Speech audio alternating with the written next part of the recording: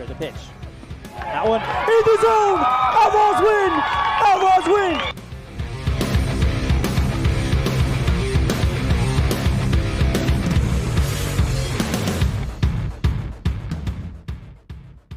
We welcome you out here to Ross Kesterson Field. The Outlaws will be playing some baseball tonight. I'm joined here in the booth with my friend and associate ELAN OLLIFF. Cody Olsen also here with you over the airwaves and online at mylocalradio.com and 99.1 KNYN. ELAN, you ready for more baseball? Oh, absolutely. It was a fun weekend over on the west side of the state earlier as Evanston took on two of the top 4 teams in the state and did a great job, learned a lot of lessons, and now they will go against a bit of an interesting opponent in PCH Baseball, Utah. Yeah, they are based out of... I think I turned the wrong mic down, That's Cody. all right. They're based out of Ogden, Utah. ELAN, it's good to be here with you. As you mentioned, the Outlaws learning a lot of lessons out there in the northeast corner of the state, learning a little bit more about the competition out there, and they're trying to get things back up and get back on the reins a little bit here. Yeah. So. Yeah, and of course, this is kind of a warm-up game before they go to Pocatello for that big tournament that our good friend Dan Hubbard is going to provide coverage for. We're about 20 minutes away from first pitch, Cody. Yeah, we're excited. We'll come back to you on a First Bank of Wyoming presentation of Outlaw Baseball here on 99.1 KNYN and mylocalradio.com.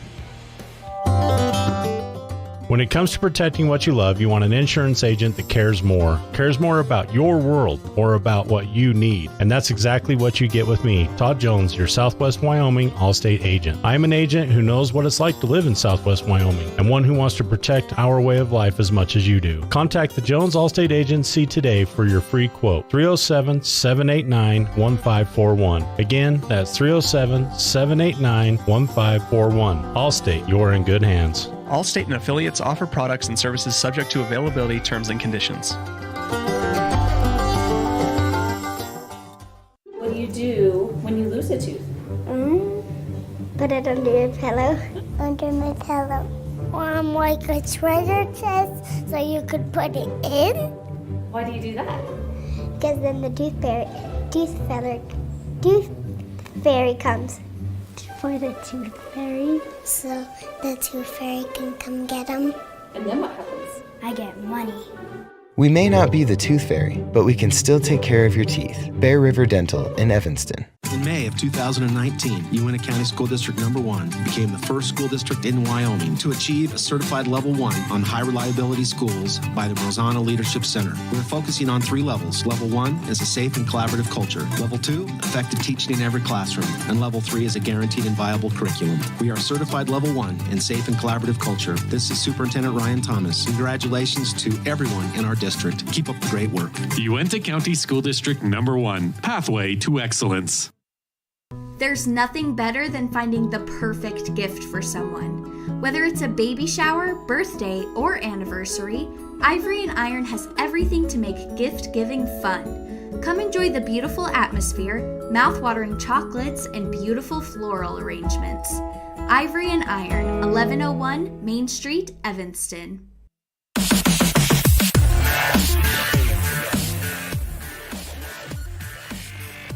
We welcome you back here into the booth as we get ready for the Allstate, the Jones Agency pregame show. ELAN, we're in the Union Wireless broadcast booth, and we're getting ready to set the scene a little bit here today. Not a whole lot known about this PHC team that's coming over from Ogden, but from what we understand, it should be a fun matchup against the Outlaws today. And I mean, what's better than just baseball? Yeah, I mean, you're going to get baseball tonight, guys. Absolutely, and we're going to get traditional 9-inning baseball. So yes, buckle up. It's going to be a fun, long night as we get set for Evanston Outlaw baseball. And more importantly, it's under the lights. It's really the first time that we're going to see it under the one of the first times we're going to see it under the lights this year.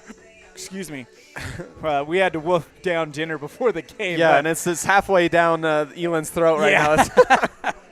Anyways, it'll be a lot of fun to do it under the lights on a Monday night. Monday Night Football is some of the best football you see. I think Monday Night Baseball is some of the best baseball you see. I think you're probably right, Elan. We're excited to get it going here on the Jones Agency pregame show. One more break coming up after this on a First Bank of Wyoming presentation. Elan. By the way, our scene set tonight brought to you by El Paso All-American and Mexican Restaurant, the best in the West. Absolutely. Thank you, El Paso. Thank you, El Paso. They are a fantastic restaurant. We'll come back to you in just a moment here on a First Bank of Wyoming presentation of Outlaw Baseball on 99.1 and mylocalradio.com. At Ellingford Brothers, we're known for an excellent steel shop and quality cement. We also provide other products all year round. Sand and different sizes of gravel for road base and landscaping in the summer and fall. Traction in the winter and mud control in the spring. Bark for landscaping in the summer and winterization in the fall. And topsoil. Spring, summer, and fall. Prices are always honest. Pickup or delivery. Ellingford Brothers, your year-round source for so many things. Stop in today at 221 County Road in Evanston. Risk takers, adventure seekers, optimists, authentic people with the fire in their belly and greatness in their hearts. You'll find them here, in a place where the spirit of the cowboy lives and thrives. I am a cowboy. I am a cowboy. Soy vaquera. The world needs more cowboys.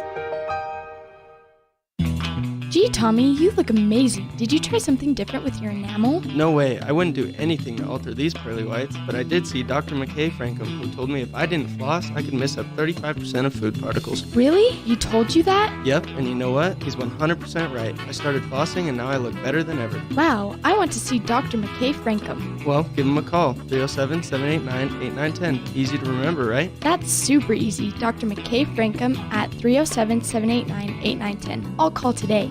Back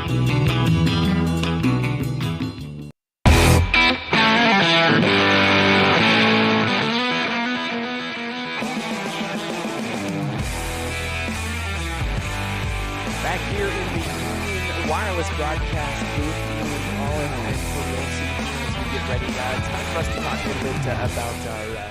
We have a player, rather, to highlight as part of our outstanding student portion that we're adding a little bit here to the Outlaws program. Yeah, absolutely. Brought to you by Ellingford Brothers. A couple weeks ago, we got a chance to name an Evanston Outlaw the 307 Baseball Player of the Week, and that was Gavin Oliver, and we got a chance to catch up with him and kind of spotlight him. So here's that interview. Here with this week's 307 Baseball Player of the Week, Evanston Outlaws, Gavin Oliver. Gavin, you had an absolutely phenomenal pitching performance on Tuesday night in Rock Springs, taking a no-hitter into the fourth before being taken out when Ryder Wilson came in and finished it up. Still got a big shutout over Rock Springs 11-0. Talk to me a little bit about how you felt on the mound on Tuesday night.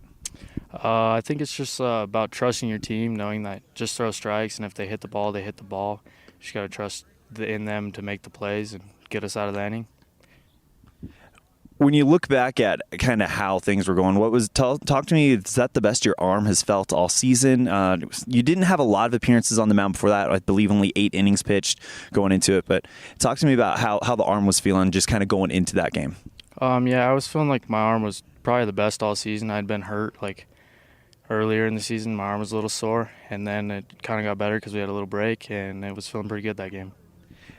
This Evanston Outlaws team is not the same AA team that we've seen the last couple of years. This is a fairly young team, fairly new team. Talk to me a little bit about this group of guys. We've been playing together for a while now, and we have a lot of chemistry, and we just like to play ball and have fun with it, and we're going to have to overcome some things to get some wins. No better way to spend the summer, right? Yeah. We've got our spotlight questions here, and I've got 10 random, just kind of fun icebreaker questions, all assigned to number 1 through 10. So you've got to pick 4 random numbers between 1 and 10, and those will be your highlight questions. How's that sound? Sounds good. All right, let's go ahead. What's going to be that first number? Oh, we'll go with 2. 2. What has been your favorite memory from being a part of the Evanston Outlaws? I think just like being with the team and hanging out and just having a fun time over the summers. What any memories in particular stand out? Probably last year during state that we got all the way to the state championship. Yeah, this Evanston Outlaw team made it all the way to the C-Team state championship. That's the thing. This Evanston Outlaw team is a lot of former C-Team players, not kind of skipping the B and going straight to the AA. How's the learning curve been for you guys so far? It's been a bit of a struggle, but we got to get past it and know that we can do it. All right, let's go ahead and move back to the kind of fun highlight question. So you pick question number 2. What's going to be question number 2 for you? So what number will that be? We'll go with 4. 4. If you were a superhero, what would your superpower be? Let's go with strength. Why strength? I don't know, just to be strong at everything. Just hit dingers for days, right? Yeah. All right, so I like that, strength. So it's going to be question number 3 for you. We'll go with 8. 8. What is Gavin Oliver's favorite vacation spot? Ooh. We'll go with Lava Hot Springs. Lava Hot Springs. So for people that may not be familiar with it, where's that? It's in Idaho, not far into Idaho. Just cool little tourist town. What do you like to do there? Go to the hot pots and just hang out with family. All right, that sounds like a very nice vacation right about now, especially after the long winter we had, right? Yeah. All right, so it's going to be that final question. 6. All right, so this is a fun one. If you had your own late night talk show, who would your first 3 guests be on that show? We'll go with Breckenridge out there, and it's a hard one. So we got teammate Breckenridge. You can also go celebrities, major league players, coaches, anyone you can think of. Mike Trout. Why Mike Trout? I don't know. He's cool. That's a pretty good prerequisite for a guest. What would that 3rd guest be? Let's go with Nolan Arenado.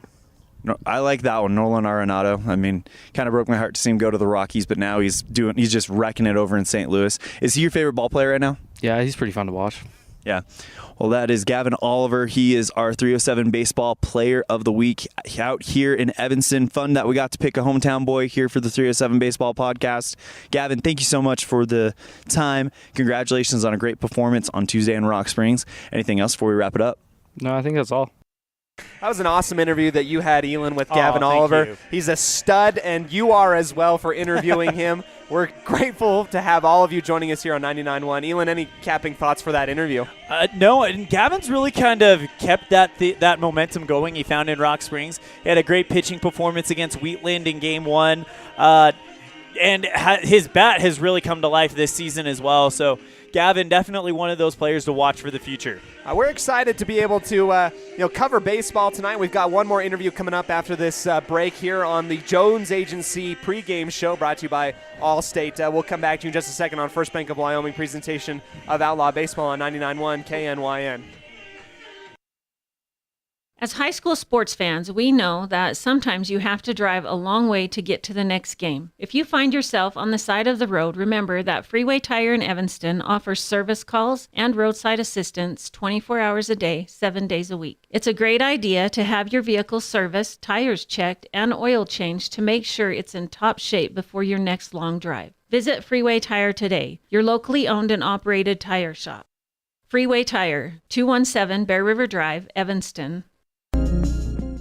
Dealing with computer problems can be frustrating and make you wish for your own personal IT guy. Now, everyone can afford an IT guy. Independent Software Solutions has served customers in Wyoming and Utah for over 20 years. We develop software, handle system and network administration, repair personal and business computers, and sell accessories. Independent Software Solutions is your one-stop computer business solution. Call today, 307-789-1978. Let Independent Software Solutions be your IT guy.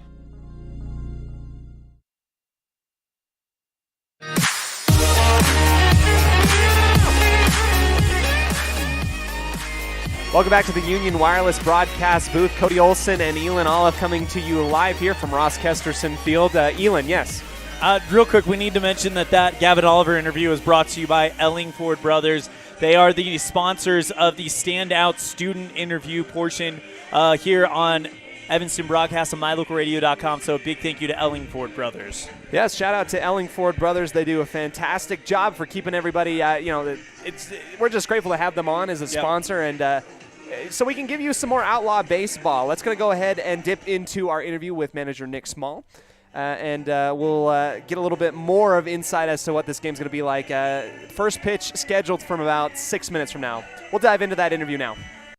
Here with Evanston Outlaws manager Nick Small. Coach Small, you guys just came off of the road and you're playing your 5th game in 3 days. Talk to us a little bit about what it's going to take to kind of keep the endurance level high in this 9-inning marathon against this team from Utah.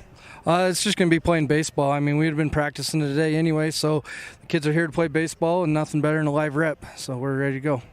Talk to me a little bit about what the morale was like heading home last night after the road trip.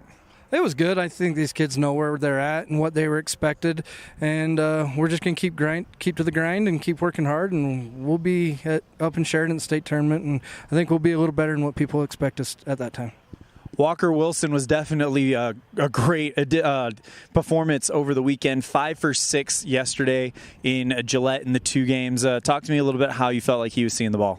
He's seeing the ball really good. Walker's hitting the ball, and he's one of those kids that when he gets on, he's going to continue to hit it, and hopefully he rides this high for the next month and a half for us.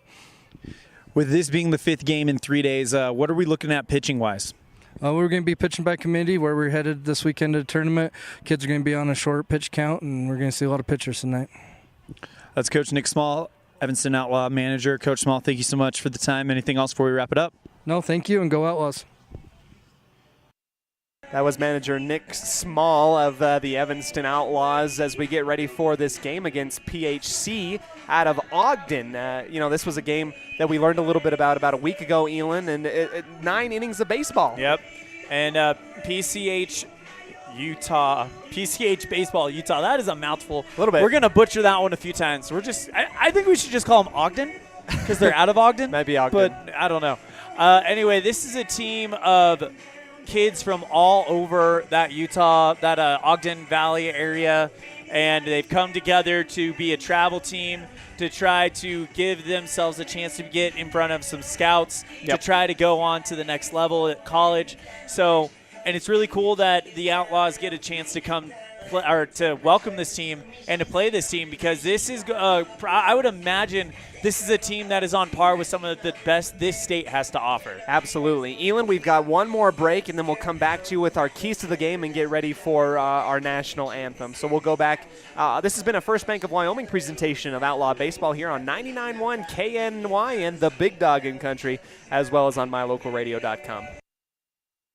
Trona Valley Federal Credit Union is a not-for-profit financial institution.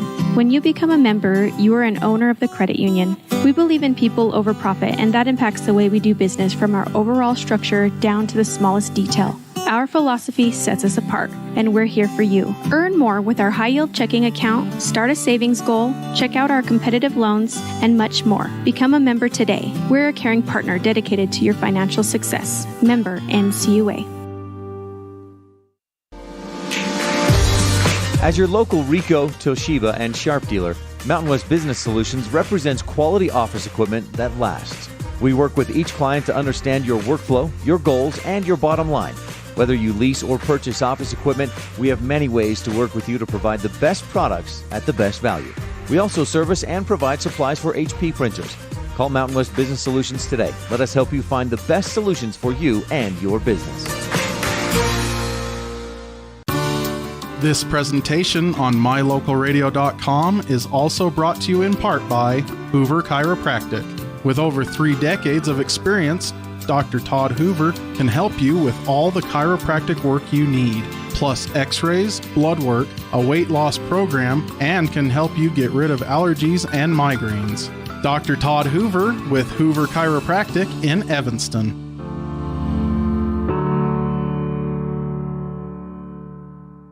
Take a bite into a sweet, delicious fruit pie complimented by the best pie crust ever made when you purchase a pie from the Pie Hole. The menu also includes sandwiches, soups, and salads for lunch or dinner. The Pie Hole, 1023 Main Street in Evanston. Love at first bite. When it comes to protecting what you love, you want an insurance agent that cares more about your world or about what you need. And that's exactly what you get with me, Todd Jones, your Southwest Wyoming Allstate agent. I'm an agent who knows what it's like to live in Southwest Wyoming and one who wants to protect our way of life as much as you do. Contact the Jones Allstate Agency today for your free quote, 307-789-1541. Again, that's 307-789-1541. Allstate, you're in good hands. Allstate and affiliates offer products and services subject to availability, terms, and conditions.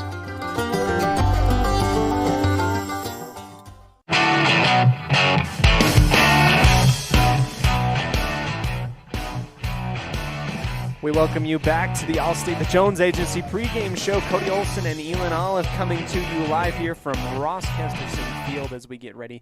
You get a nice little view of me. ELAN's with me as well. As we're going to go ahead and get ready for our national anthem. ELAN will come back to you and throw up our lineups here as we get ready for the national anthem. Oh, say can you see by the dawn's early light what so proudly we hailed at the twilight's last gleaming, whose broad stripes and bright stars through the perilous fight o'er the ramparts we watched were so gallantly streaming, and the rocket's red glare, the bombs bursting in air, gave proof through the night that our flag was still there. Oh, say does that star-spangled banner yet wave o'er the land of the free and the home of the brave, home of the brave.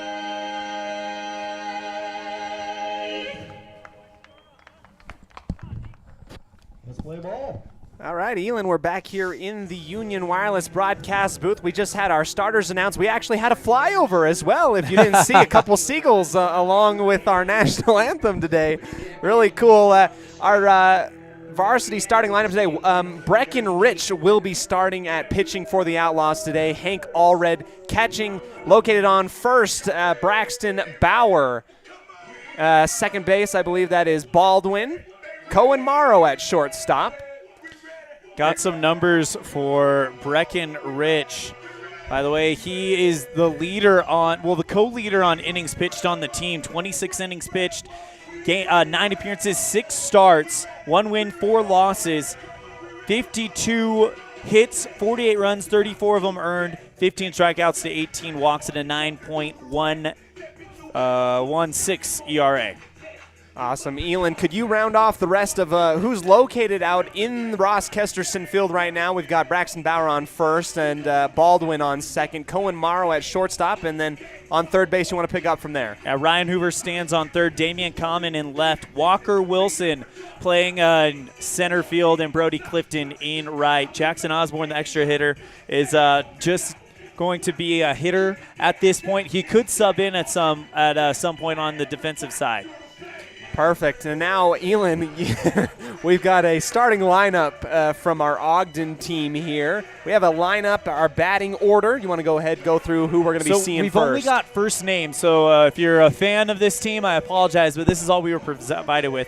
Zandon's going to lead it off. Cole bats second. Isaac will bat next. Dayton in the cleanup spot. Nathans is what we were told the name was, although judging from the response from the team when it was announced on the loudspeaker, I think we've been taken. Maybe. Gage possible. Bats 6th, Drayson bats 7th, Carson bats 8th, Colton bats 9th, and Cameron will be the extra hitter. No stats because we don't know anything really about this team, as Zandon will go ahead and step into the right-handed side of the batter's box. A powder blue jersey with a white number 25 on the back. That was actually my number when I played all those years ago. Is that right? Breckenridge onto the mound, sets at the chest, and the first pitch is on the way. And that one catches the zone for strike one. First pitch thrown at 7:03 p.m. Good pitch right down the middle by Breckenridge. The second one's going to go a little bit high, but, starting off this game really strong. First one coming in really hot. 1-1 count. And the next one outside and low. Good stop by Hank Allred in the dirt. 2 balls, 1 strike to Zandon. Don't have any statting, so we can't tell you a batting average for him or anything like that, but he can tell you he's a tall right-hander as he takes the next pitch inside. 31 count.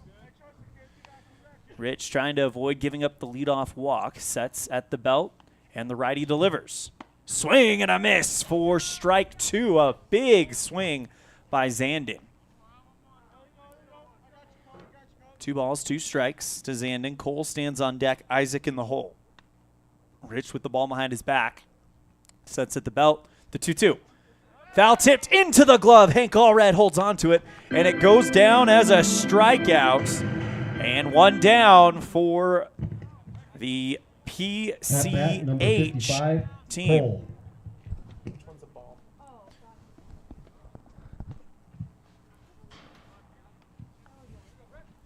Cole, left-handed batter, steps in. Outlaws wearing their blue jerseys with white numerals, so the alternative kit tonight as the first pitch is about helmet high on the left-hander for ball 1. First ball up and 1 down, Elan. Good start off for the Outlaws currently right now. 1-0 on the way. Swing and a foul ball headed for the townhome complex just behind the third base dugout. Gets you nervous when that thing jumps over there, doesn't it, Elan? Doesn't it? Goes down for strike 1. 1 ball, 1 strike to Cole. Isaac stands on deck. Rich sets at the belt and the 1-1 on the way. Swing and a pop-up high into shallow center field. Walker comes up, makes the grab, and that's a quick 2 down for the Outlaws here in the top of the first. That brings up Isaac to the plate. Yeah, and, that last pitcher, Cole really reached high on that swing. I mean, that swing was almost eye level. He catches that thing just underneath, pops it right up into center field, and good communication by the Outlaws. 2 down already here at the top of the first. Rich, ball behind his back, sets at the belt, kicks and deals the first pitch of the battle, and it's a fastball on the outside away from the right-handed hitting Isaac, who is wearing a little bit different of a jersey. It's still a powder blue jersey, but a red numeral on the back. Yep. 1-0 catches the zone, and we're all even at 1. Breckenridge doing a good job either staying ahead in the count or keeping things interesting. Rich, ball behind the back, 2 down, nobody on, the 1-1. Put on the brakes with an off-speed pitch, slow roller to the shortstop. Cohen Morrow throws across the base in time for a quick out number 3, and PCH goes down 1-2-3. That's the end of the top of the first. We'll have the bottom of the first and the Evanston Outlaws batting order when we come back after this on a First Bank of Wyoming presentation of Outlaw Baseball on mylocalradio.com and K9. Early mornings, tired muscles, pride, and grit. At Varsity Inc., we know how much work goes into building competitive teams. We work hard providing the gear you need to celebrate the teams you love. Be your athlete's biggest fan in apparel from Varsity Inc. Come in today, 926 Main Street, Evanston. Build your own juicy, mouth-watering hamburgers just like you do at home with 1, 2, or 3 patties at the Down Home Eatery. Also enjoy salads and sandwiches. Down Home Eatery is located on Highway 89. Dine in or carry out. Call 679-2002.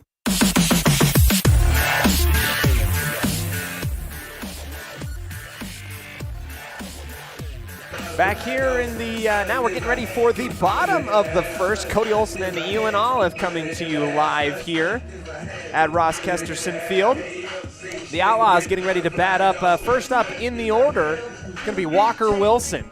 ELAN 3 up and 3 down after 3 PHC players Up one pop fly, one strikeout, and a ground out to the shortstop to end things off. Really great defense so far from the Outlaws. Good start by Breckenridge as Walker Wilson gets ready to stride in. Rest of the batting order goes as follows. Cohen Morrow bats second. Hank Allred bats third. Braxton Bauer bats fourth. Ryan Hoover fifth. Brody Clifton sixth. Ryan Baldwin seventh. Damien Coleman eighth. Breckenridge ninth. And Jackson Osborne, the extra hitter, bats in the 10 spot. Okay, so it looks like we've got Carson at first, Drayson at second, Nathans at shortstop, Gage at third base, Cole in left field, Zandon in center, and Colton in right, with Daxton pitching to Isaac. Gotta love game changer. Oh, man. Elan, we haven't yet talked a little bit about what the weather was like today. If you've been here in Evanston, a lot of wet. It was really rainy early on in the day, and now we're just a little bit cloudy up until this point. We've got clouds rolling over the top of us, a slight breeze running at our back from the right side of the field to the left. Just a little bit of a breeze here. Yeah, as Walker Wilson strides into the right-handed side of the batter's box, he'll face Daxton, a tall right-hander. As Wilson strides in, trying to lead it off for the Outlaws. They did great defensively. Now they'll look to do the same offensively. Wilson with the powder blue gloves and the blue jersey, blue batting helmet with the white stripes. First pitch from Daxton, swing and a miss at one down low, as Walker might have been fooled a little bit on that pitch for strike one. Came in a little bit slower than maybe he was anticipating before. It looked like he had to cock back just a little bit on that swing and was just in front of it just a little bit.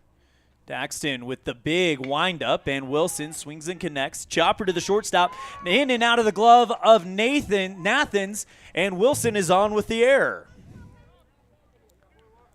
At bat number 2, Cohen Morrow. That'll bring up Cohen Morrow. Collected a couple hits on the road trip last time up. Cohen Morrow, and he's been stellar at the shortstop on defense as well, and he's been a stellar proponent of the offense as well throughout the entirety of the season. White bat red handle for Cohen Morrow in the matte blue helmet. First pitch to Cohen, outside and low for ball one. Best way to describe Daxton is he's got a big windup. Haven't seen what he does out of the stretch yet. Really hasn't paid attention as he comes set with the glove around his heart. Throws back to first to check up on Walker, who got picked off yesterday during a game in Gillette. But Walker's back in time, no problem.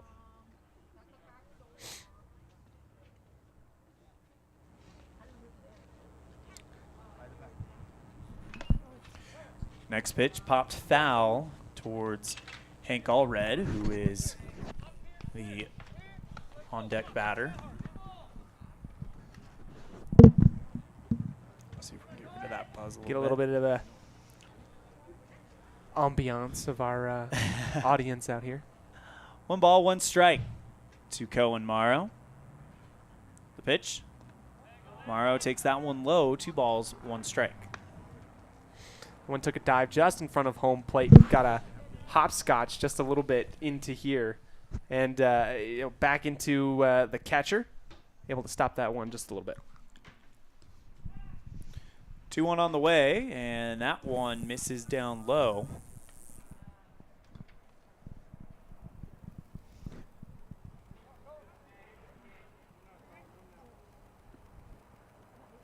Going awaiting. 31 count. Pitch from Daxton.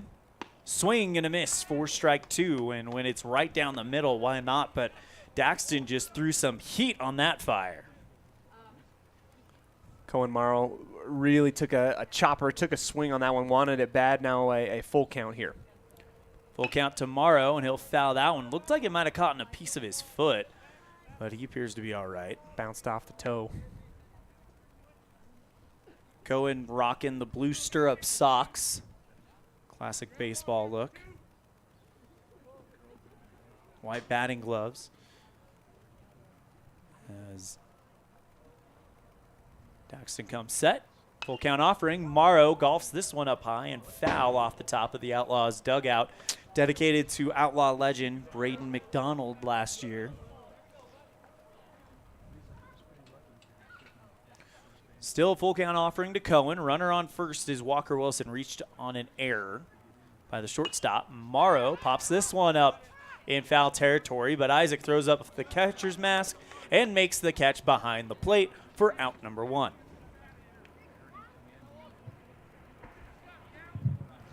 At bat, number 7, Hank Allred. He said, "You don't have to call me Mister. The whole world." Best walk-up song in the state as far as I'm concerned, as David Allen Coe brings out Hank Allred, who has hit multiple bombs in this stadium. Daxton sets. First pitch to Hank is a breaking ball. Runner goes. Ball is bobbled by Isaac, and getting to second with the stolen base is Walker Wilson.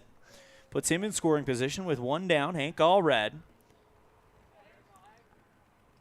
one of the more dangerous players at the plate for the Outlaws.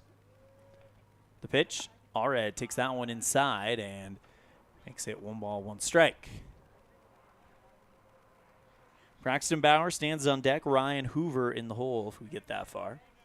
Runner on second is the Walker Wilson, who has really turned his offensive game to another level. Next one to Hank. Catches inside the zone, about letters high on the jersey for strike 2. 1 ball, 2 strikes to Hank Allred. A lot of room down the third base line as the left fielder Cole is shaded more towards center field. Pitch to Allred, and he pops this one high into deep left field. Back to the wall, and that is gone. Hank bomb again for Hank Allred, a 2-run shot. And the Outlaws strike first, 2-0 on the Impact Physical Therapy scoreboard. What a shot, bringing home, and another RBI to bring it home as well. Wilson makes his way all the way back. So impressive. And that was one of those ones where it got high, it kept going, and just didn't let up. Clear for landing into the Smiths parking lot, and the Outlaws with a 2-0 lead on the Impact Physical Therapy scoreboard. First pitch to Braxton Bauer goes inside for ball 1 as Daxton gets back on the mound ready to go.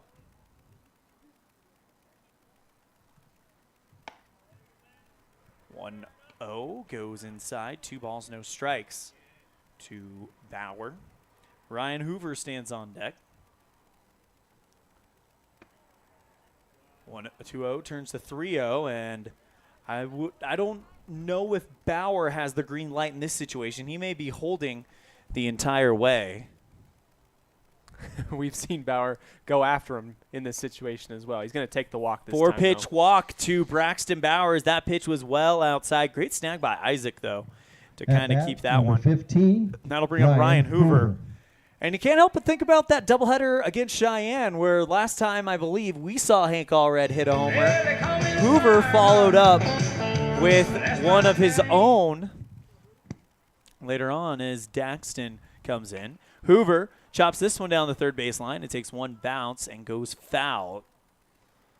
So Hoover will have to come back as he shows some aggression at the plate, just going right after it.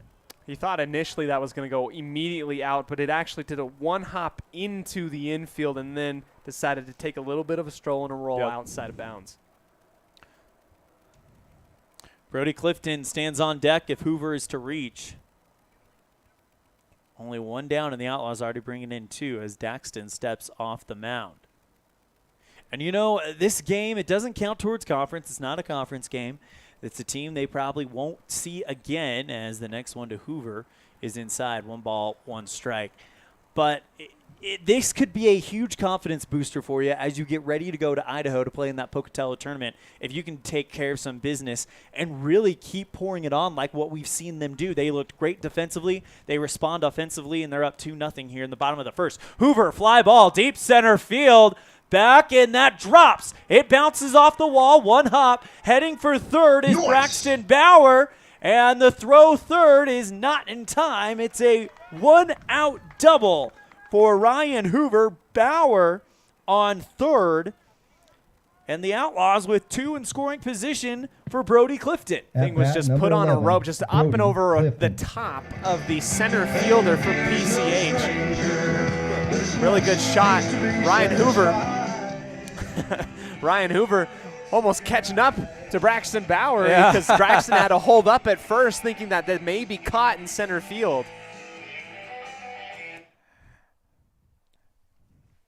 Brody Clifton takes the first pitch and pops this one into shallow left field. That's down past the right fielder. Bauer scores. They're bringing home Hoover. And the Outlaws up to 4-0 after the 2-run RBI double by Brody Clifton. Brody wasted no time, saw what he liked on the very first pitch, put a little bit of a blooper right in front of right center field, and that thing started to roll a little bit, made it all the way to second base. Welcome home, Outlaws. 4 games on the road over the weekend, and they come and play this 5th game in 3 days and appear to be saving their best for last. First pitch to Baldwin popped up high and down into the stands right behind the back screen for strike 1. That was just inches behind the back screen. I mean, it could have landed. Would not have surprised me, Elin, if that thing would have perched right on top right there. Finding a place just like a bird.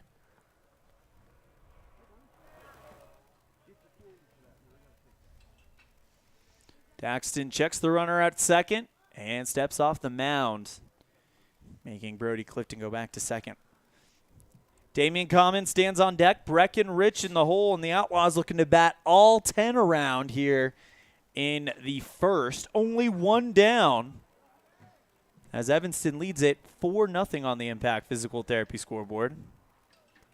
That was a slow pitch right across the plate, made the Outlaws think about it just a little bit here, and now we're down 0-2. Chopper foul down the third base line. Colton just got your text message. We'll adjust that right now. Daxton, the tall right-hander, actually just made a really smart baseball play there. He dropped the ball, and if he were to not make it obvious he was stepping off the rubber, he would get called for a balk on that. He dropped the ball and then made it very obvious he was stepping off the rubber. Hard hit to the third baseman. Throw across the diamond in time. They try to go back to third to get the double play, but the throw is too late. So Baldwin thrown out on the fielder's choice. A 5-3 putout, and advancing to third is Brody Clifton. And that'll bring up Damian Common for the Outlaws.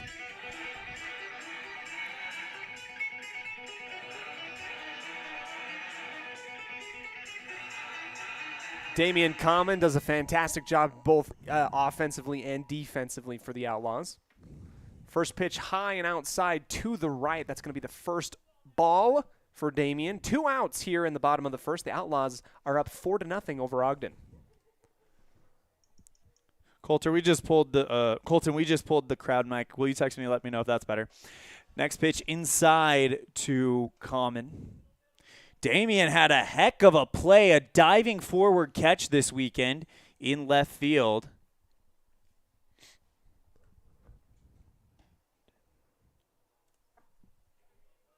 Next pitch outside and to the right. Elin, we're looking at a 3-0 count right here. Damian Common, the chance to walk, and Brody Clifton sitting on third. 3-0 on the way, and that one catches the zone as Daxton puts the pitch inside. 2 down to Damian Common. Runner on third, but 4 already in for the Outlaws here in the first inning. The pitch, swing and a chop foul over the third base line. Common puts on the brakes and we'll go back to the batter's box. Damian rocking the blue batter's helmet with the white brim.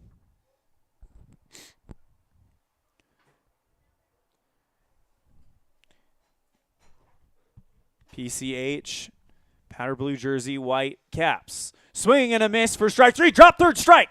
Picked up by Isaac at the catcher's spot. Throws it over to first. And the inning is over. 4 runs on 1 2 hits, and the Outlaws lead at 4-0 going into the second, brought to you by Brandon Day with Edward Jones on a First Bank of Wyoming presentation of Outlaw Baseball on K9 and mylocalradio.com.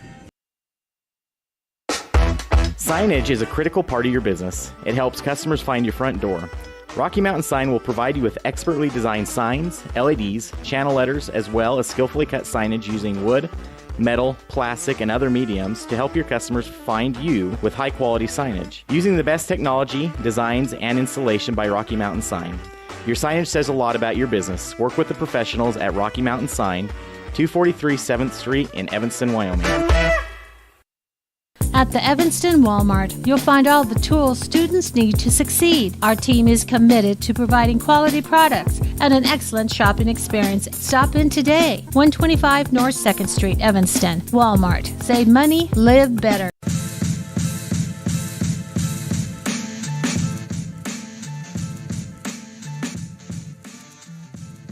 Welcome back, ladies and gentlemen, here to Ross Kesterson Field. The Outlaws score 4 in the first, keeping PCH scoreless. We're looking at a 4-0 lead currently for the Outlaws as we get ready for the top of the second inning. We're going to be seeing Breckenridge pitching his second inning here. Elan, really good work by the Outlaws offensively and defensively, getting some scores and some runs across.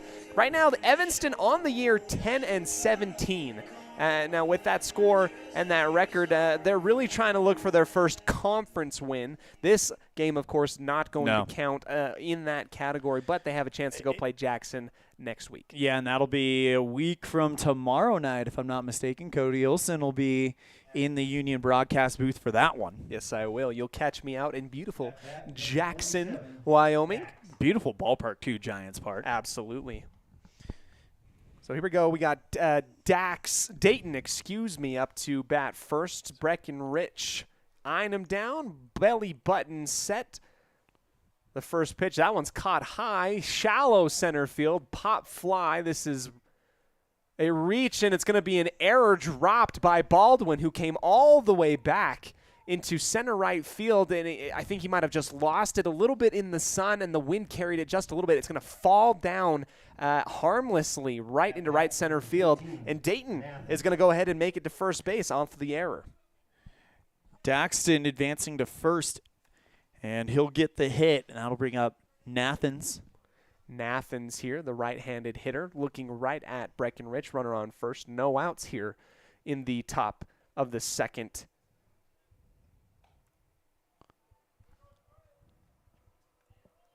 First ball, high on that first pitch from Breckenridge, staring down with the 1-0 count.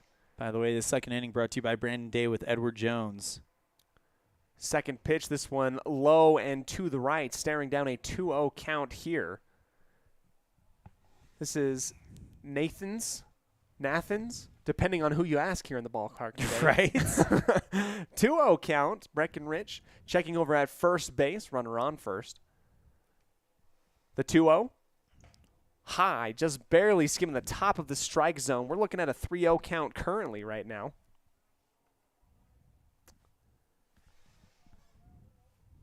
Breckenridge, ball behind his back, setting up into his transition. Down low, the stretch. Right down the middle, finally getting that one in there, trying to work his way back into this, Elan. Yeah, and we've seen that so many times at this level where it gets to 3-0. The batter is holding no matter what, so the pitcher takes advantage of it.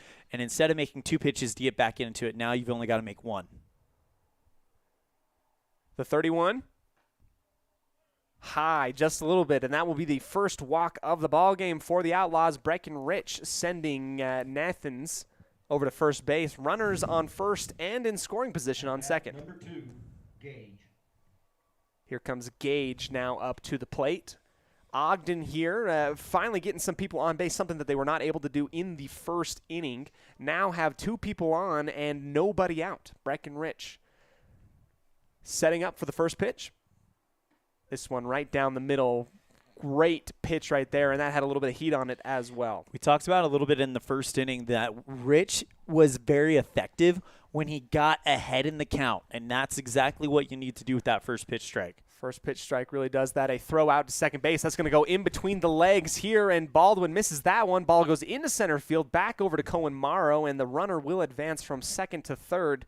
Elan, that was a slow turn from Breckenridge trying to get out there to Baldwin to keep people honest, and it ended up with a little bit of an error. To be honest, I don't know if Baldwin was thinking that ball was actually going to come to him. The way it almost looked like it caught him off guard a little bit. Mm-hmm. It actually split between the legs of Nathans as he was trying to get back to second base and went in between his legs, and then he went out to third. So here comes the brand new count. Breckenridge throwing high, and Hank Allred decides to eat that ball after catching it, and the runner will advance from first to second. So two PCH players in scoring position. Runner on third is Daxton. Nathans on second. Rich setting up the stretch. Golf swing high above the Outlaws dugout for a foul ball. Makes it one ball, 1-1. It's a 1-2 count. Excuse me, I have to correct myself. My eyes were just diverted just a little bit. Here is Gage facing the 1-2 count. After that last foul ball, no outs currently in the top of the second for Ogden. The 1-2. This one hop low in front of home plate, stopped by Hank Allred, giving it right back to Breckenridge. Now we got a ballerina count here, Elan. Hank did a good job stopping that. If anything gets past him, you can bet that Daxton's probably coming home to try to cut this deficit that they're facing a little bit shorter. Here comes the 2-2, a reach and a pop high above, right behind second plate. Baldwin comes all the way up to grab it, and he's going to come right back into it. Shallow center field. Does not pass this ball off. It looks like an easy play, but that is actually a very difficult play to make. It was almost like a swinging bunt. He was kind of reaching for power. Mm-hmm. When you're going for a swing like that, you're hoping it hits the ground and just picks up speed and gets you a chance to kind of get a single going through the outfield. But it kind of popped directly up. Baldwin had to be Johnny on the spot to read that perfectly and gloves it on the run. Impressive move by Baldwin, who earlier took a chance on one in the shallow right center field. Missed that one, does not miss this one. One out here in the top of the second. High pitch right out to Baldwin. It takes a hop right off of his toe, goes out into right field. Jackson Osborne. Osborne comes in, but not enough, not quick enough until a score comes in here from Daxton. So Ogden finds themselves on the board after scoring one run. A little bit of a blooper. An RBI single, one-out RBI single for Ogden. Drayson with a good piece of hitting there. Now you've got that same situation we had earlier. Runners on the corners. Breckenridge setting up here for the brand new count. This one going to be high as up to the plate. Carson finds himself for the first time here. Batting, one out. The score, Outlaws 4, Ogden 1. Strike and a throw from Hank Allred out to Cohen Morrow, but he cannot get in position on the bag. Bases stolen. Runners on second and third now. That was a good grab by Morrow to make sure it doesn't roll into center field. Nice kind of clean grab on the bounce. The 1-1. Rich throws that one just a little bit low, now 2-1. As the Outlaws trying to step up defensively, a few have gotten past a couple Outlaws defenders. The 2-1 pitch. This one a swing and a miss. 2-2 count coming up here. Carson now faces elimination. I never heard it called it that before. I like that. You know what? I bring new verbiage to the game of baseball, Elan, and it's great to be here with you. Here comes the 2-2. This one a swing and a miss and a strikeout for Breckenridge, his first one of the day, I believe. No, second. Is it his second one? It's his second one. Yeah, he struck out Zandon Hancock to lead off the game. Perfect, and gets this one. Gets Carson here. 17, Colton. Bottom of the batting order for Ogden here. Breckenridge with runners on second and third. The first one just a little bit too high on the fastball, 1-0. Runners again on second and third for Ogden. They've already brought one home to score. Evanston up 4-1 here at Ross Kesterson Field. This one down low, and Hank Allred loses the ball, trying to get trying to find it after it took a little bit of a weird hop behind himself. Yeah, he immediately went to his right, thought it was there, didn't see it, then kind of did a little 180 and found it on the ground. He's lucky that didn't squirt onto the grass. Otherwise, third base runner Nathans is coming home. Breckenridge with the 2-0 count. Make that 3-0 as this one sails a little bit high, eye level for Colton. The threat of the second walk here of the inning for Breckenridge. The 3-0 count, the stretch. That one barely catches the zone. That one was about chest level, and Breckenridge trying to find his way back into the battle here. Right now, currently a batter's count. Breckenridge sets at the belly button and launches this one down low. Gets behind Hank Allred, coming around to home. Ogden will score.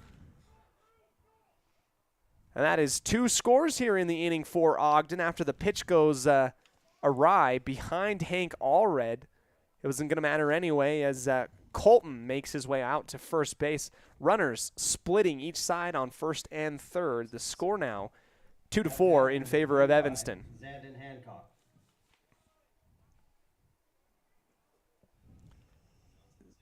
Zandon Hancock up for Ogden here. The first pitch, this one high, eye level. Hank Allred having to get deep out of his squat to come up and grab that thing just above his head.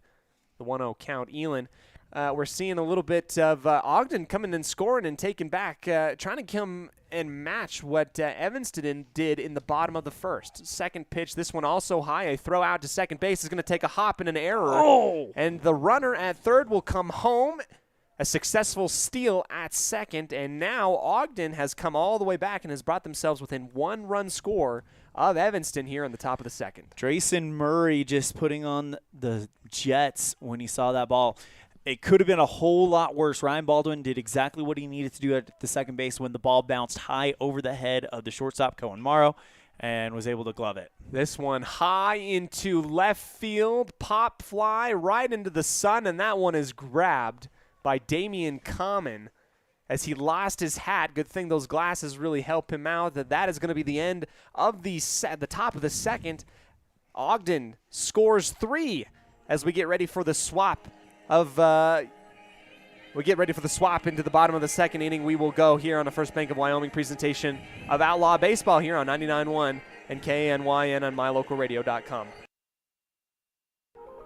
This is Colt Hamilton with Rocky Mountain Yeti Evanston. I'm excited to announce our new Legendary Leadership Award. Each month we are going to be giving away $1,000 to a local legendary leader. We need your nominations. We want to start giving back to people that have stepped up to keep our community thriving. Nominate anyone from leaders among our schools, healthcare workers, first responders, and so on. Who do you know that has made an impact in our community? Together, let's recognize and reward people that have made a difference in your lives. Email me your nominations at leaders@RockyMountainYetiEvanston.com or click the link below. Again, that's leaders@RockyMountainYetiEvanston.com. Whether you're a high school student or a community member looking for change, let Uinta BOCES #1 and Western Evanston Outreach help you get started. Career opportunities await you when you further your education. Programs include workforce training, college credit for high school students, and college and career readiness. What are you waiting for? Find your passion. Enroll today. Call 789-5742 or email info@uintaeducation.org.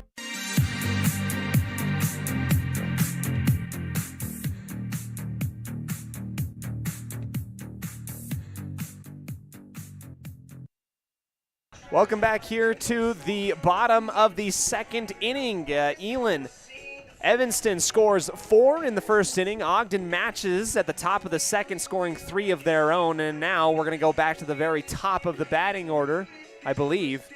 No, not quite. Breckenridge is the last man. one. No, Jackson. So we've got 2 more. So we've got Breckenridge 9, Jackson Osborne 10. All right. And then so the 9, 10, and leadoff hitters 2 up. Don't hear that very often. No, we do not. All right, so we're going to clean slate here. At number 32, Breckenridge.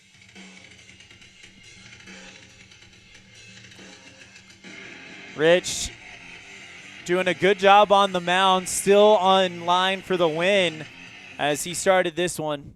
Jackson Osborne stands on deck. First pitch here, right down the middle, as that is going to be called for strike number 1. Breckenridge watches that one come right inside. Catches the corner. Who is Daxton to be pitching for Ogden. His second pitch far out into the right, takes one hop and out of the glove. We have last names now, courtesy of their coach, Daxton Samaro. Daxton Samaro. Okay, here comes Samaro with the 1-1. Facing up against Breckenridge here at the bottom of the second. Nobody on. No outs. Rich reaches on that one, takes a blooper right into center field. That one's going to be short, takes one hop and bringing it back into the infield. That's going to be a single to start off the bottom of the second inning. Great work by Breckenridge to put it in the perfect position right in front of center field. And he didn't do too much. If you notice, it wasn't a power swing. It was one where he knew he could just make contact and pop it into shallow center field for the leadoff single. That's what a good leadoff man does. Just get on. You're not trying to power it and put yourself in scoring position, because the idea is you need to get more on behind you to really rack these runs up. All right, here comes the first pitch here for Jackson Osborne, and that one's going to take a hop off of the foot. And Osborne, I believe, got clipped on that play, and he's going to go all the way out to first base, getting the walk after being hit. So we got runners on first and second now, Elan, no outs. And Walker Wilson went 5 for 6 yesterday and is reached on an error last time. This is why what Breckenridge did is so impressive, just getting on, because now it really sets up Walker well. Walker Wilson to face the 0-0, a bunt sacrifice right down the first base line. It's going to go all the way there, and it's going to be just in time to grab him out, but it advances both runners. Sacrifice bunt from Walker Wilson. Almost made it to first base if he would have just a hair sooner. Good team at bat for Walker Wilson to move the runners over. Right here you see a very, this sequence of events from the Outlaws, Elan, shows a very well-coached team and just trying to put runners in scoring position here. The first pitch just outside to the right as Daxton Samaro, excuse me. I'm trying to get these names down. We just barely got last names, so I'm trying to get that in here. This is the first pitch is going to be out and to the right for ball number 1. Daxton Samaro with the 1-0. Right down the middle, a swing and a miss for Cohen Morrow. Good pitch by Samaro. Put a lot into it. His hat pretty much fell off as he was delivering it. Cohen Morrow with now facing a 1-1. Hank Allred on deck and Braxton Bauer in the hole. Daxton steps off the bag to double-check Jackson Osborne on second base. Eyed Osborne, but nobody was really there in the vicinity even if he wanted to throw it. Samaro with the 1-1. Cohen Morrow catches that one high into center right field, running to it. It's going to be grabbed.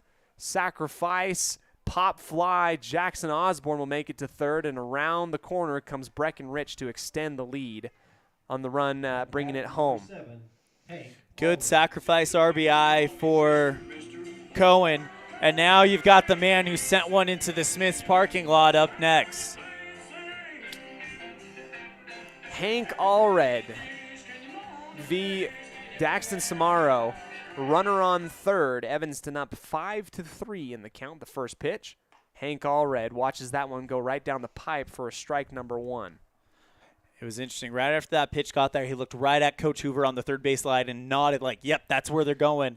So I wonder if Hank's got it dialed in. 0-1 in this one. Trying to catch the bottom right corner of the zone. This one too far out.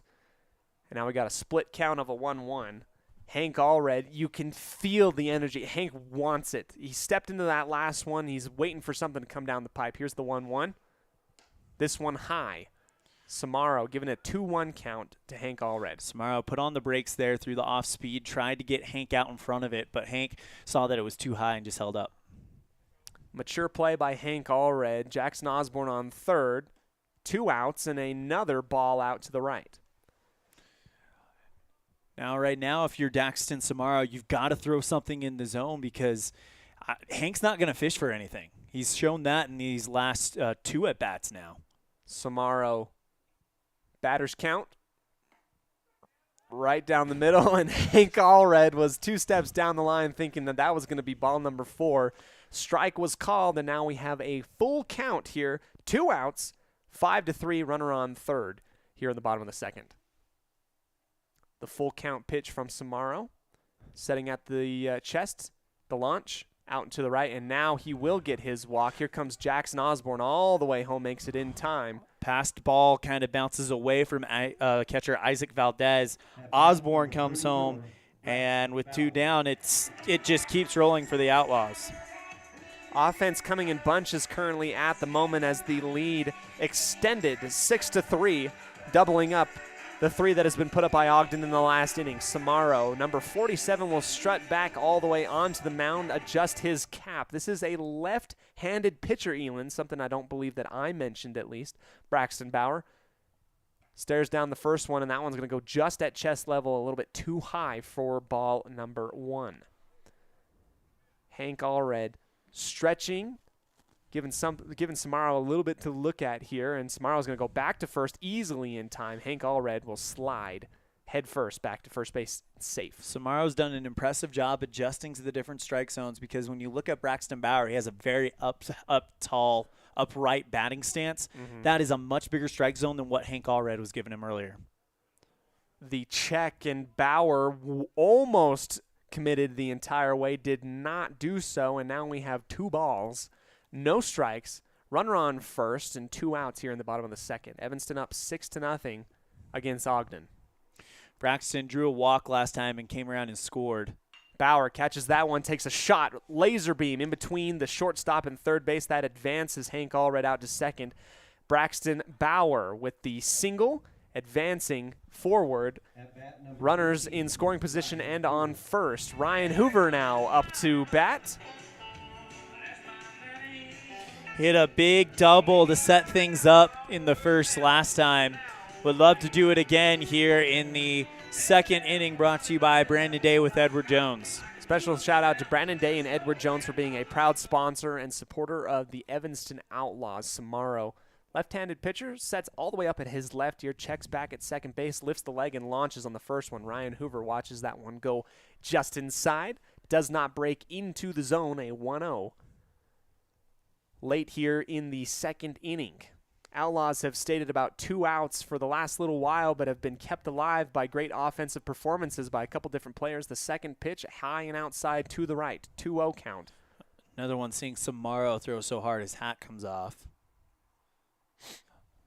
I can't be sure. I don't know these kids very well, but judging just kind of an outsider's look right now, it looks like these kids are not high school seniors, not high school juniors, but they're probably around the same age as most of the Outlaws out there. Maybe the oldest might be a junior. Samaro definitely looks like one of the younger guys, as it looks like we've got a mound conference going on right now. Yes, we do. So each of their respective teams, we're going to have a meeting on first base. We're going to have a meeting down the third base line with Coach Hoover down there for the Outlaws, and a little bit of a powwow on the mound as Samaro will continue to stay in as we get great ambiance and great music. Love ballpark Andy music. Wyatt does a fantastic job. And so we got the 2-0 count here. No rush for anybody, including Ryan Hoover, who's up to bat. Here comes the 2-0. Hoover takes a shot high up into right field, and that one's going to be caught. Coming up underneath that is Colton. So that is going to end the inning here at the bottom of the second. Final, after the end of 2, Evanston 6, Ogden 3. We'll come back to you on the First Bank of Wyoming presentation of Outlaw Baseball on 99.1 KNYN and mylocalradio.com. Now you can get your oil changed, have minor repairs made to your vehicle, and get it completely detailed at one location in one appointment. T-Bar Body Shop in Evanston does body work and more, a lot more. If you need to have a trailer rewired, your brakes replaced, a chip repaired in your windshield, or your windshield replaced, you can get it all done at T-Bar Body Shop. This is the manager, Jeremy Rex, inviting you to stop in for a free quote today. T-Bar Body Shop, 515 County Road. Let T-Bar fix your car. Dad, did you know that the iris of your eye is more unique than your fingerprint? Yes, I did. I learned that in optometry school. I'm Dr. Trent Clooney with Uinta Eye and Vision, where we understand that every eye is unique. We are dedicated to carrying on the tradition of great vision care in Evanston. Quality care like I received growing up here. I care about your individual and unique eye health. With over a decade of experience, I'm excited to return to Evanston and once again cheer on the Evanston Red Devils. Call my dad at Uinta Eye and Vision to schedule an appointment. 307-789-3937.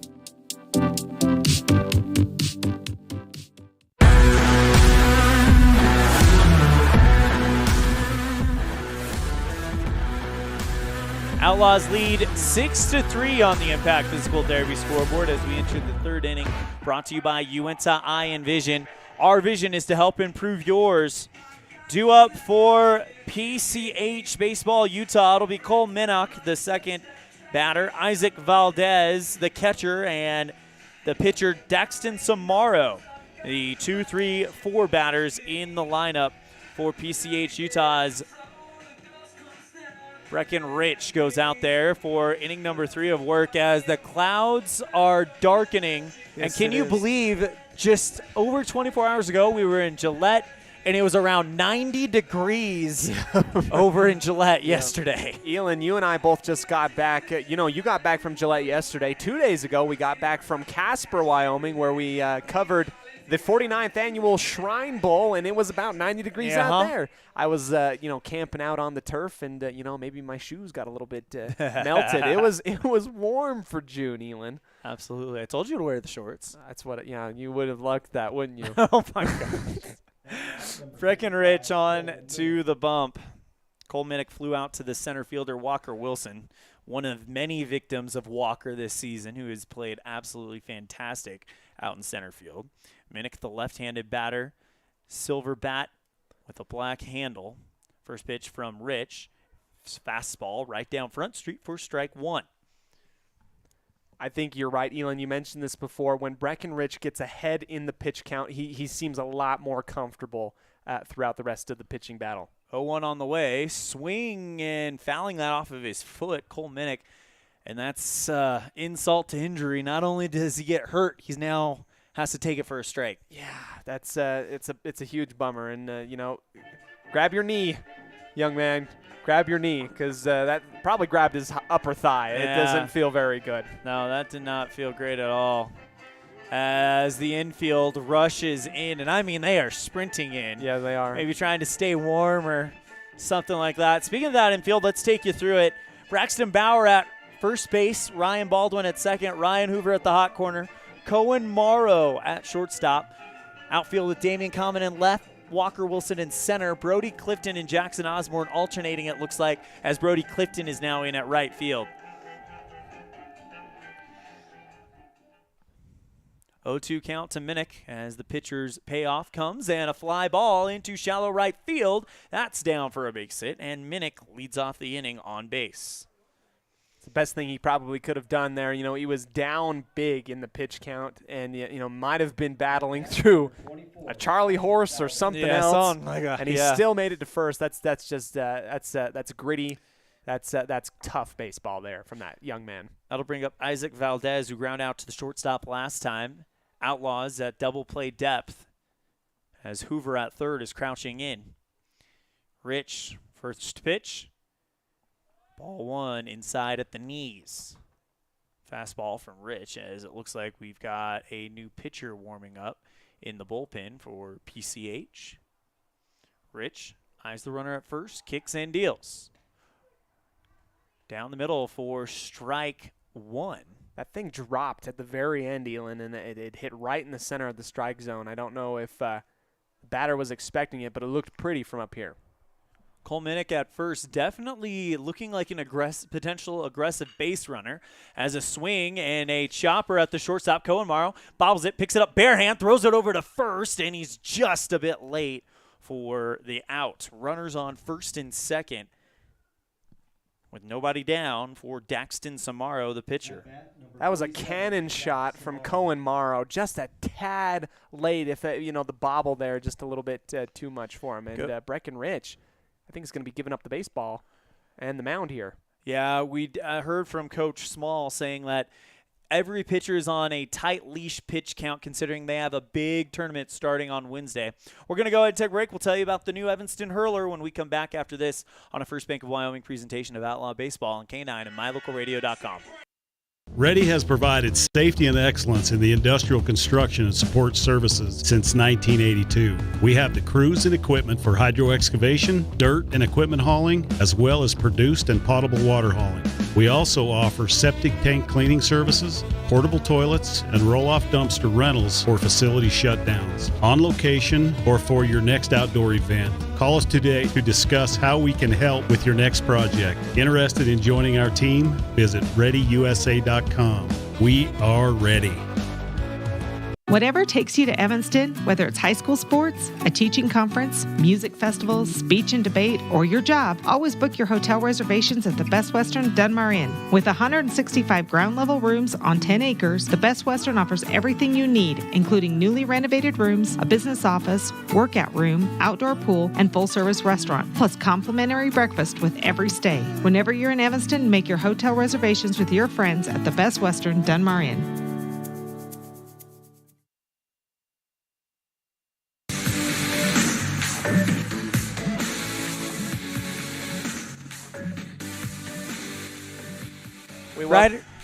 Ryder Wilson comes off the bench and on to the bump for the Outlaws. 11 1/3 innings pitched, 6 appearances, only 1 start, a 1-0 record for Ryder.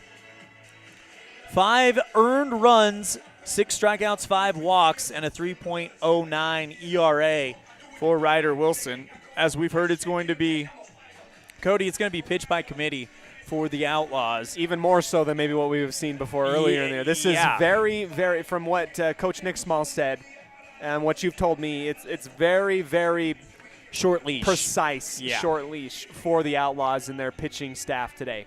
Yeah, I think what happened was once he hit 45, they knew that was going to be they were going to let him finish off the batter. Breckenridge throws 47 pitches. He's responsible for the 2 runners on, so we can't close the book on him yet. That'll bring up Daxton Samaro, 1 for 1 on the day with a single to run scored back in the last inning. Yellow bat for the left-handed batter. No batter's gloves. First pitch to Samaro. Breaking ball comes inside for ball 1. And immediately Ryder. Oh, did they say it hit him? I think it grazed his front knee. His right knee might have got grazed just a little bit. He did mention that and then turned back to the umpire. So now that advances everybody. We're looking at bases loaded, Elin. Yep, hit by pitch is the call on Game Changer. So bases loaded.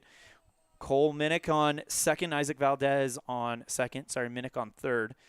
Daxton Samaro, and the first pitch popped up high into foul territory. Hank comes up, makes the grab for out number 1. I was about to say, was that really the first out? It was.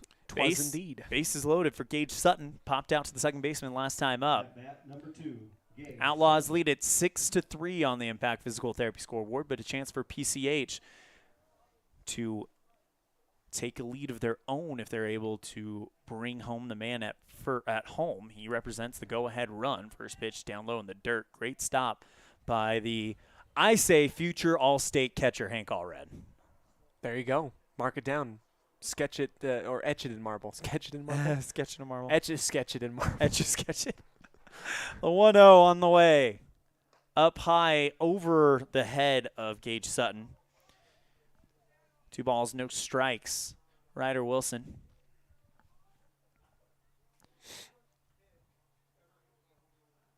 Agrees on the sign from Hank. Sets around the cheek, kicks and deals. Swing and a fly ball into center field. Walker Wilson retreating back. Makes the catch on the run. Runner tags up from third. All the runners start tagging up, and it's a sacrifice RBI for Gage Sutton.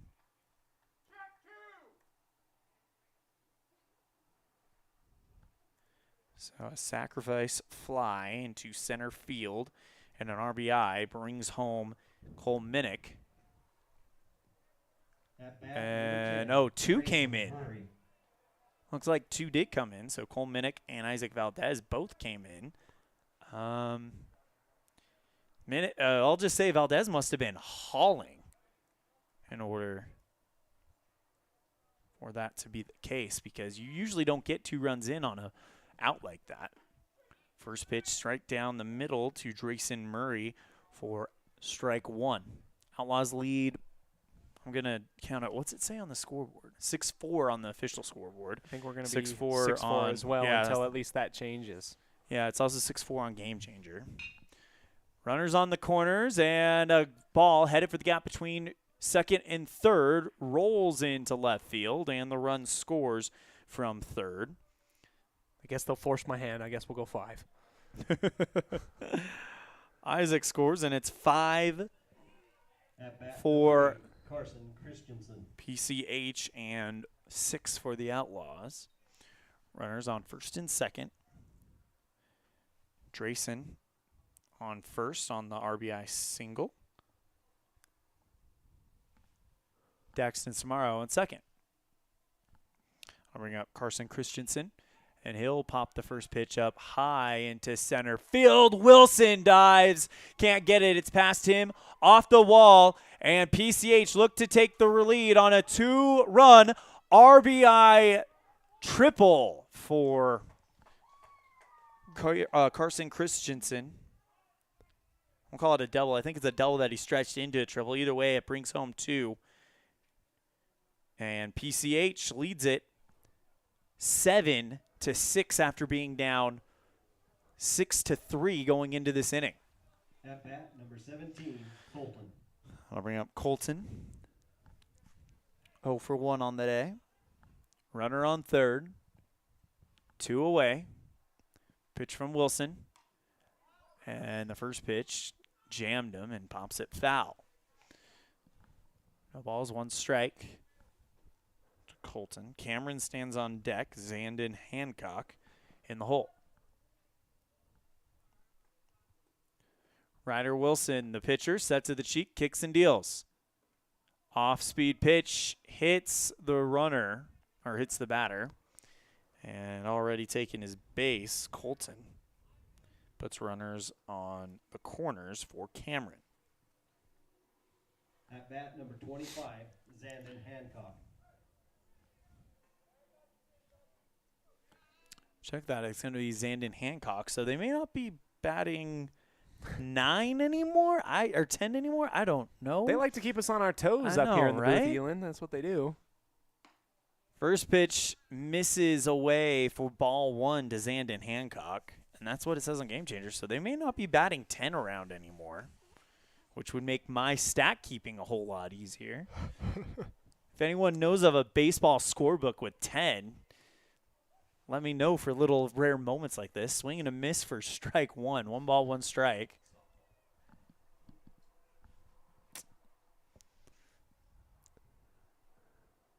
Ryder Wilson in the stretch.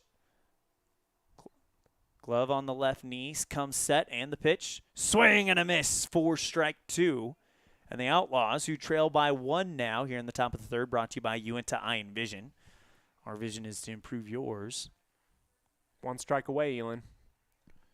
Need to get out of this inning, keep this one pretty close. And with the way the Outlaws offense has been going, you like their chances down by 1. Breaking ball bounces high off the plate over Hank Allred. Hustling from third is Carson Christiansen, and he'll score. And it's a 2-run lead for PCH Baseball Utah. They've turned on the offense in this inning, Elin, and to be frank, I mean, it just looks like a little bit of a track meet right now. Running around, they've gone up by 2 so far.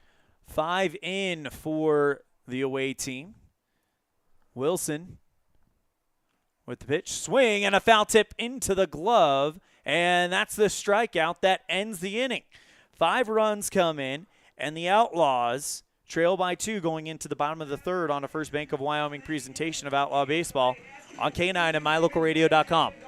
Ready has provided safety and excellence in the industrial construction and support services since 1982. We have the crews and equipment for hydro excavation, dirt and equipment hauling, as well as produced and potable water hauling.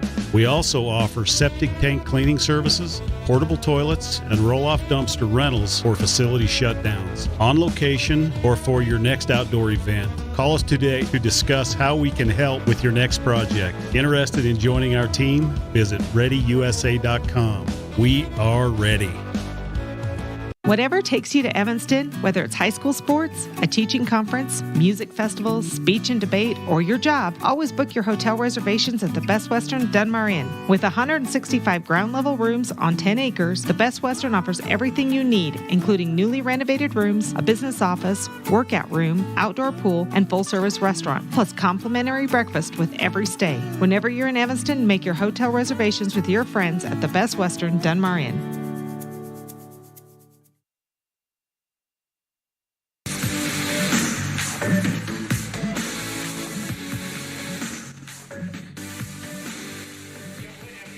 Eight 6 on the Impact Physical Therapy scoreboard. Outlaws trail by 2. Elan OLLIFF and Cody Olsen bringing you the Union broadcast booth. Back out to work for PCH Utah with a new lead, Daxton Samaro. We can close the book on Breckenridge as he will get a no decision. 2 innings pitched, 3 hits, 5 runs. 3 of them earned, 2 strikeouts to 2 walks. As that is the final line for the Evanston starter. Really I bet it's more like an opener type situation. Bottom of the third brought to you UNT Eye and Vision as Daxton Samaro will take on Brody Clifton, Ryan Baldwin, and Damian Common are the 3 batters due up. And Brody, last time he was up, looked at one pitch and took it out into right field after a little bit of a blooper. He did a great job. See if he can match that success. Outlaws need a little bit of offense of their own and to make things a little bit even in this quarter. He scored 2 on that hit. First pitch to Clifton, takes it outside for ball 1. And by quarter, I mean inning, Elan. I was just keeping you on your toes. You didn't catch me. Daxton Samaro has thrown 52 pitches through 3 innings pitched, or 2 innings pitched. Next one inside around the knees for ball 2. Worthy to note, the floodlights have also come on at Ross Kesterson Field. So Monday Night Lights. The pitch finds the zone right down the middle, and Brody Clifton nods walking away from the batter's box. It's interesting to see the reactions from Evanston batters when that pitch is located. It's almost like, okay, they might be dialing in on it a little bit. As a hearty swing and a miss from Clifton now makes it a ballerina count, 2-2.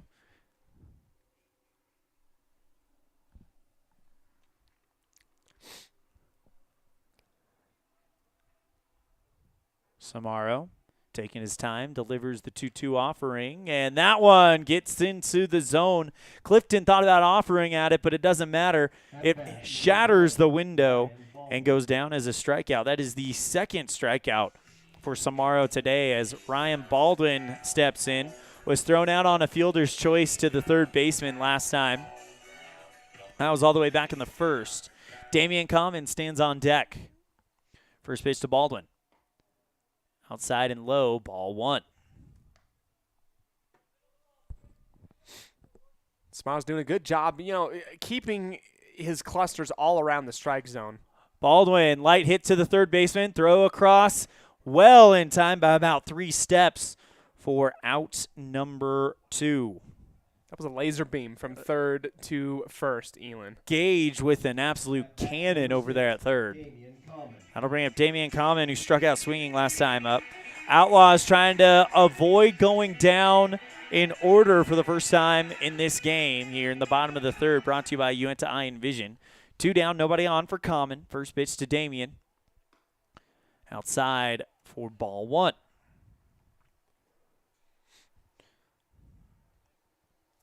Samaro sets around the chest, steps back, lifts the leg high, and fires.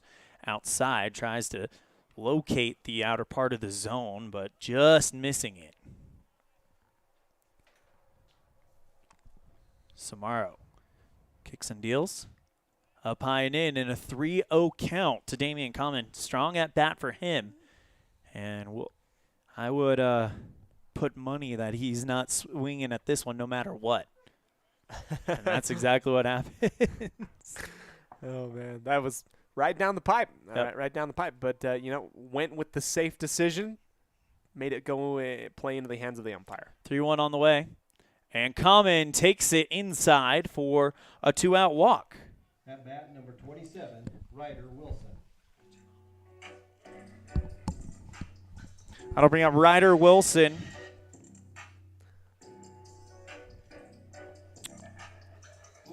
Who takes over for Brecken Rich in the batter's cards. First pitch, swing and a miss out in front of it. Ryder, strike one. Jackson Osborne stands in the on-deck circle. The pitch. That one fouled off of the plate, and an 0-2 count to Ryder Wilson with a runner on first. That's Damian Common. Worked a walk to get there. This is a dangerous position for the Outlaws, Elan. 2 quick outs and then 2 quick strikes right here, and it's going to come down to these next few pitches or one to see if the Outlaws can answer the big 5-run inning. Samaro from the stretch and fouled over the third base line right at third base coach Todd Huber. Will hold 0-2. Good thing Todd's got his stretches in today. Got to reach low for that one. Yeah. And he's got the gloves on. That could jam a finger right there. That's true. Throws the foul ball into the stands. What a guy. Probably got scuffed up pretty good because he was looking at it for a minute before he did it. 0-2 on the way. Outside, 1 ball, 2 strikes. Good hold by Ryder Wilson. Osborne was hit by a pitch last time, came around to score. He stands on deck. Walker Wilson in the hole. Pitch to Ryder. Runner goes. It's outside, and they won't even try to challenge Common taking second as he steals it. And just like that, it's 2 balls, 2 strikes to Ryder Wilson.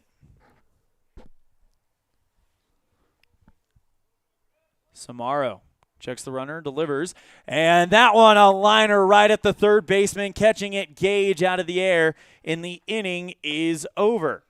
So, no hits and no runs come in. It's 8-6. Ogden going into the 4th on a First Bank of Wyoming presentation of Outlaw Baseball on K9 and MyLocalRadio.com. Whether you're working with a realtor or you're selling your home by owner, the title company you choose really matters. They handle all the research to make sure there aren't any bad surprises like hidden liens, unpaid taxes, forgery, easement restrictions, or access issues. At First American Title, the staff has a combined 140 years of experience and a 98% excellent customer service rating. Make the right choice. Choose to close with First American Title, 1048 Main Street, Evanston. Music is a path to lifelong learning and knowledge of self and culture. When we sing or create music, we use all parts of the brain and supports healthy social development. Music training can improve recall and retention of verbal information, advance math achievement, boost reading and language arts skills, and even increase the average SAT scores. Music's fun. Lessons can be in person or online. This is Mindy OLLIFF, owner of Piano with Mindy K. I teach students from 3 to adult. Visit pianowithmindyk.com today for more information or to sign up for lessons.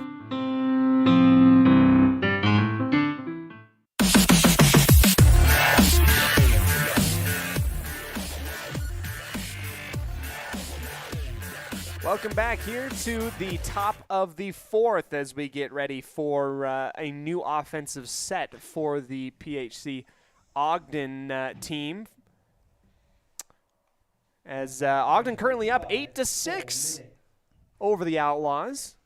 Wilson still on the mound as he finished up what was offered up to him in that last pitching round by the Outlaws. The first pitch here, high and ground, fair down the right side line, and that's going to go into right field. Jackson Osborne will launch it into second base. Baldwin will hold, and that will hold the runner on first. That could, because of the location there, that could have easily been an extra base hit. Jackson Osborne with the right play there. That was that was Cole Mimok. And now Isaac Valdez. Someone, yes. Isaac Valdez. Valdez now up to the plate. No outs here at the top of the 4th. Ogden with the man on first. Valdez 0 for 2 on the day. Grounded out and reached on an error. Wilson. Oh, my gosh. Isaac is getting heck from the dugout for not wearing that one. That one almost unbuttoned his jersey, and they're saying, you should take that. You're a catcher, was the call from the dugout. That's some good stuff. Here comes Wilson again with the lift inside, and that one's just nicked into the glove of Hank Allred. So foul ball, 1-1 count. And he did. He got an earful from the dugout for not wearing that one. They were giving him some for that. Oh, boy. And you just saw my lovely mug on that one. A swing and a miss as we'll go ahead and get you a better view of the game rather than looking right into me.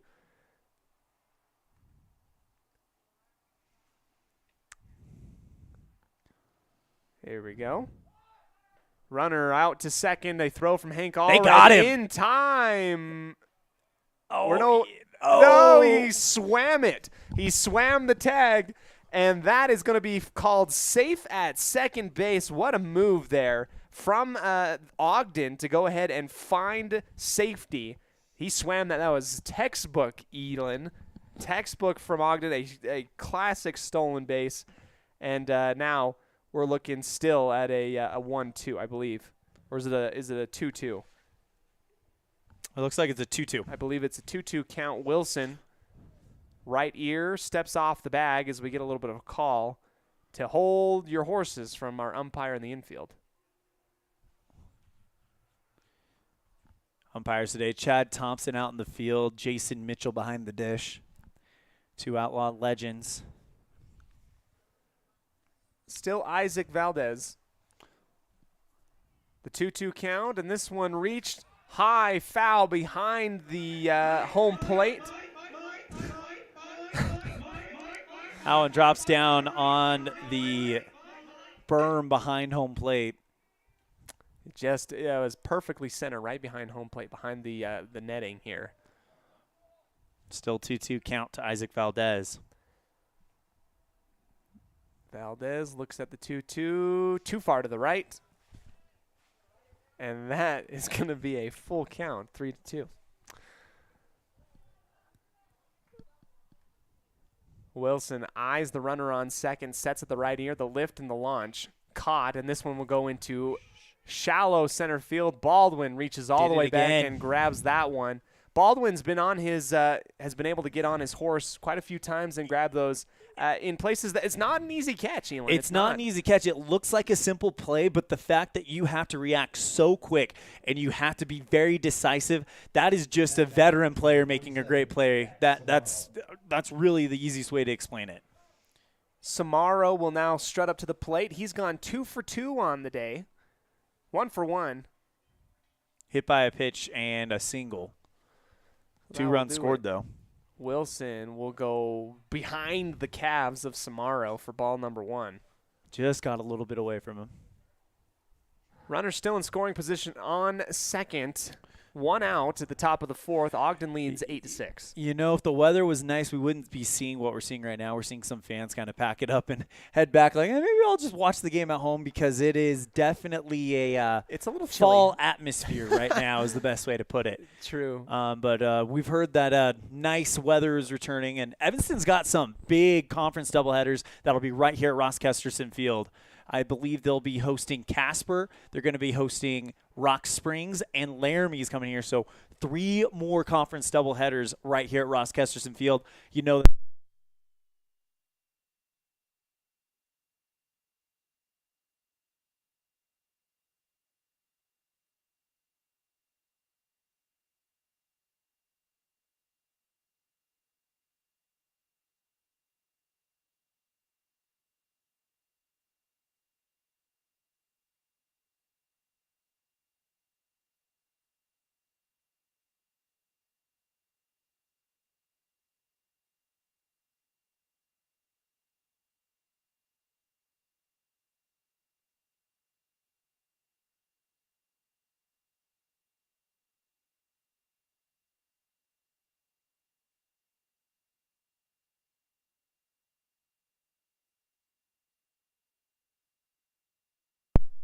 Oh, here we go. All right, we're back. Yes, we are back. Elan, we welcome you back here to the booth. We welcome you all back to the Union Wireless broadcast booth as we had power go out for just a moment. We're hopefully back here with you, and if you're joining us here on 99.1, sorry for the dead air for just a second. Looks like some lights have gone out, so they have stopped the game. We'll see if what's going on here, but the game has come to a stop. So it has Ogden currently up 8-6 right now with a runner on second. 2 balls, 1 strike for Daxton Samaro, who was ready to bat. He was sitting right on home plate when we had the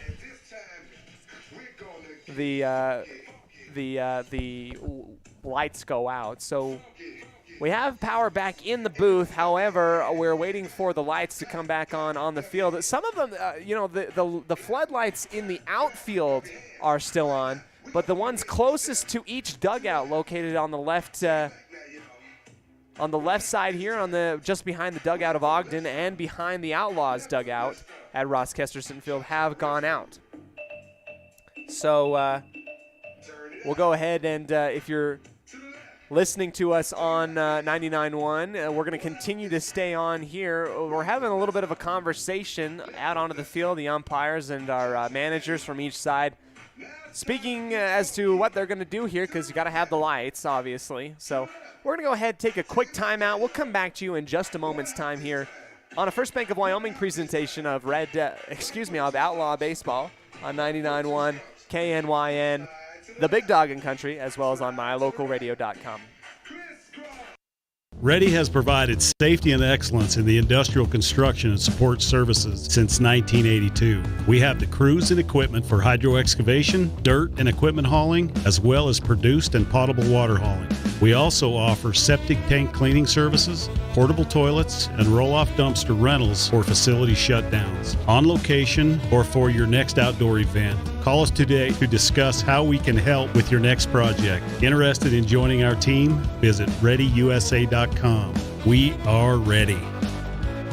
Whatever takes you to Evanston, whether it's high school sports, a teaching conference, music festivals, speech and debate, or your job, always book your hotel reservations at the Best Western Dunmar Inn. With 165 ground-level rooms on 10 acres, the Best Western offers everything you need, including newly renovated rooms, a business office, workout room, outdoor pool, and full-service restaurant, plus complimentary breakfast with every stay. Whenever you're in Evanston, make your hotel reservations with your friends at the Best Western Dunmar Inn.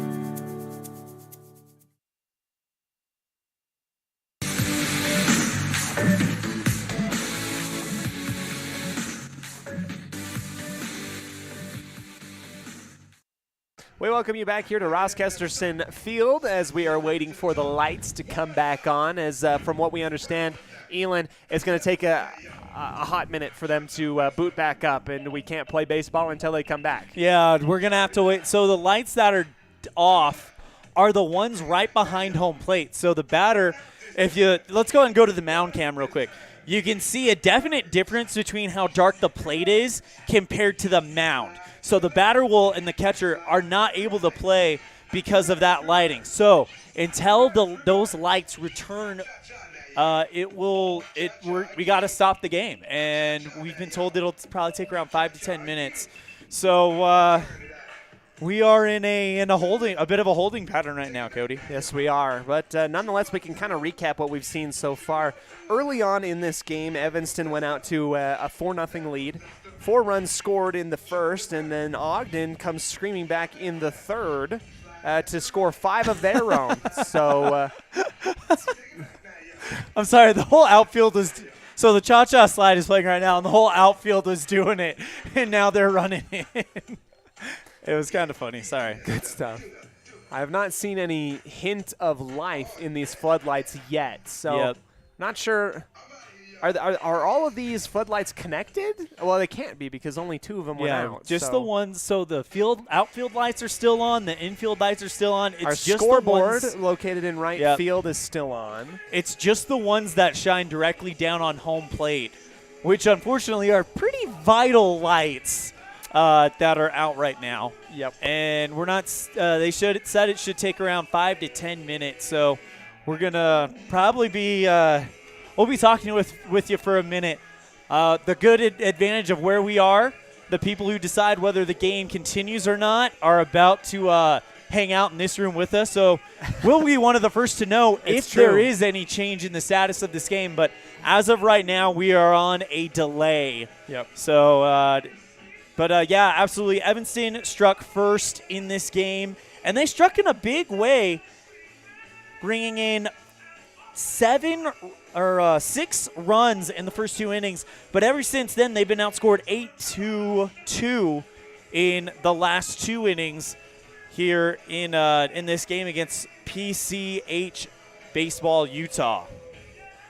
So early showing for the Outlaws, and now we have the infamous blackout game, except it's not in the Super Bowl. The blackout game. It's not in the Super Bowl. It's here in Evanston at Ross Kesterson Field. Let's run through some stats real quick. Let's do it. So for Walker Wilson, he's got a run scored. Cohen Morrow, a sacrifice RBI. Hank Allred, a 2-run shot over the left field wall.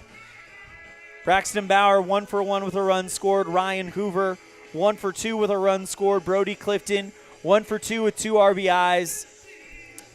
Breckenridge, 1 for 1 with a run scored. That'll be his final line as he was taken out once he hit that 45 pitch limit, so he can be available on Wednesday. For the pitching, Rich started the game. 2 innings pitched, 3 hits, 5 runs, only 3 of them earned, 2 strikeouts, 2 walks. Ryder Wilson has thrown an inning and a third, 2 hits, 3 runs, none of them earned, 1 strikeout, no walks. So those are your statistics brought to you by ELAN OLLIFF himself. We just got done with a few different innings. Our 3rd inning today brought to you by Uinta Eye and Vision. Our vision is to improve yours as we've come into the 4th now, wherein Evanston and Ogden are in an offensive battle early on in this game. Elan, we had initially planned for 9 innings up until this point, and we're pretty late in the evening at this point. Well, and as of right now, we've not heard anything different about it being a shortened game or anything like that. So we're still planning on 9 innings. But we'll see if that does change moving forward. First things first, we got to see some type of life in these floodlights, and I'm not seeing it at the moment right now. So. Yeah, at the moment, the lights are not coming back on. It might be one of those situations. But, again, it does take a while for them to warm up. And then, you've played under the lights before. You know the whole thing. It does. It takes a hot minute for the hamsters to get back on the wheels and and all that stuff. So but you'll see kind of a glow come from them, and then they'll slowly illuminate. Right. They start a little slow. It's a build-up. Yep. It's a build-up. Yep. So we get a nice little picture here on mylocalradio.com of Coach Todd Hoover raking the infield. Hey, why not? He's a superstar, absolute MVP. Yeah. Candidate for player of the game. Absolutely. Shoot, that might be your play of the game right there. True. I don't know. Hank Allred with that bomb over left field was pretty impressive. And that wasn't a frozen rope type homer. That was one that just kept climbing up, and then it just dropped over the wall. I believe that is the 3rd homer of the year for Hank. I'll have to double-check the stats right now. But looking at Hank Allred, he definitely leads the team in home runs. Might have the lead in RBIs now. Let's go ahead and let's give you some team leaders real quick and some offensive stats. Hank Allred, I believe, had 27 or 23 RBIs coming into this ball game. So Hank Allred leads the team with a 373 batting average. Walker Wilson right behind him at 362. Hits, Hank Allred with 28. Gavin Oliver with 22.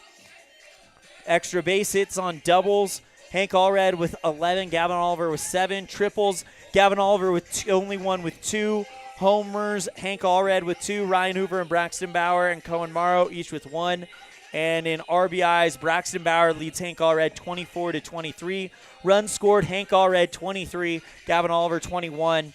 Most walks, Hank Allred at 14, Braxton Bauer at 2nd, Ryan Baldwin with 8, Gavin Oliver and Braxton Bauer each with 9. Let's see, of the kids who are normal. players. Consistent players. Ah, okay. Cohen Morrow with the least amount of strikeouts of the starters with 7 strikeouts on the season. So that's how that's kind of gone down. Stolen base leader, surprise, surprise, Hank Allred with 10. So basically Hank Allred just kind of leading this offense as we kind of expected would be the case coming into the season. Pitching-wise, innings pitched, Breckenridge and Gavin Oliver each with 26, Walker Wilson with 23.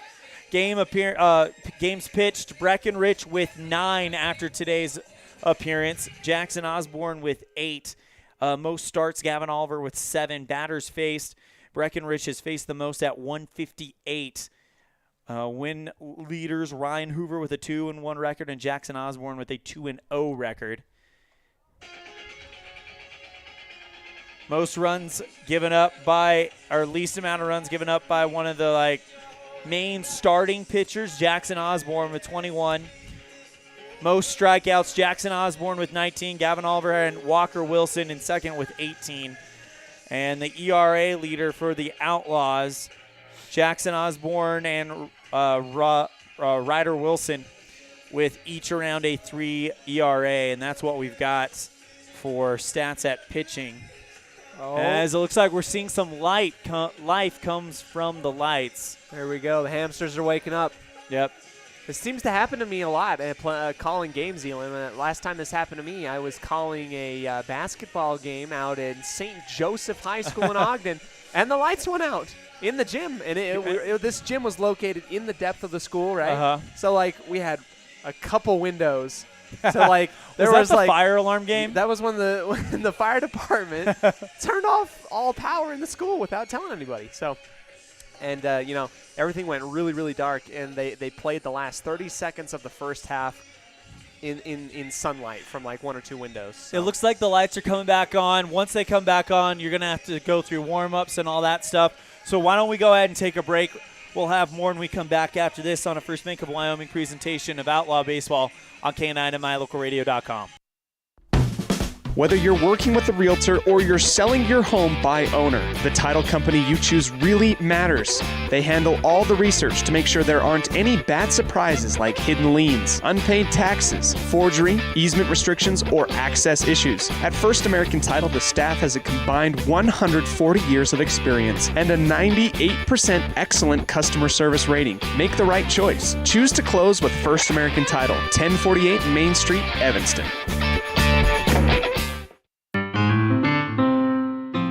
Music is a path to lifelong learning and knowledge of self and culture. When we sing or create music, we use all parts of the brain and supports healthy social development. Music training can improve recall and retention of verbal information, advance math achievement, boost reading and language arts skills, and even increase the average SAT scores. Music's fun. Lessons can be in person or online. This is Mindy OLLIFF, owner of Piano with Mindy K.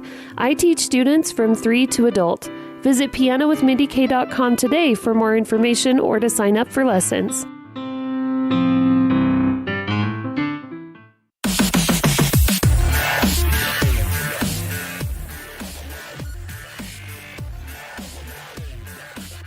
We welcome you back to the Union Wireless broadcast booth. I am Cody Olsen coming to you live from Ross Kesterson Field on 99.1 KNYN and MyLocalRadio.com.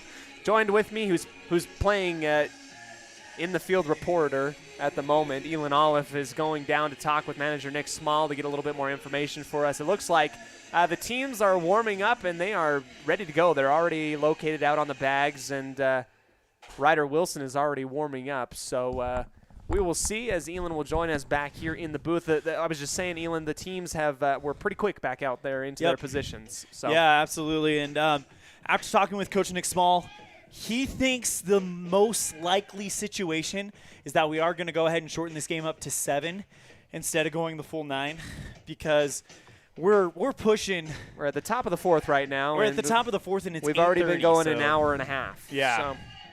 So we'll see what happens. This is a great song. Yeah. Rock and Roll Part 2 is a good song. You use it a lot on your promos this year. I did use it a lot on my promos. Sorry to put that plug in. It's just a great sports anthem. Absolutely. It's just synonymous with sports anthems. So here's what we're going to do. When we get around the 7th inning, we'll find out, I'm sure, closer to it if that's the last inning. But once that 7th inning is over, we'll see if we're shaking hands or if we're going into an 8th, and then we'll go from there. Sounds good, Elan. Good in the field reporting from you, going out there getting some quick interviews as Ryder Wilson warming up his arm. We've already got a PCH player located on second base. Everybody's located in their positions, just keeping their arms warm. That's Cole out there. Daxton Samaro is located just outside home plate, warming up with his yellow bat. No batting gloves. Very brave tonight of all night. I know. That's what I was going to say. And I don't know if we got the last pitch off or if I recorded it before the – According to Game Changer, we're at a 2-1 count, and that's what you've got there. So I think we're good to go. Well, hot dog. Samaro will come up to the plate and located here on the right side as he is a lefty hitter working up against Ryder Wilson. Now it's a 2-1 count, runner on second, 1 out, top of the 4th. Ogden leads 8-6, and we're back into the action. Wilson checks we took that long to check the runner at second base. Wilson checks the runner at second base, does not throw it, goes off the bag, and here comes the 2-1. High, and that's going to lead us to a 31 count. It has got to be really, really tough to be in that position where you're starting to feel things moving, and then all of a sudden you have to sit for like 15, 20 minutes, and now you've got to get back into that situation.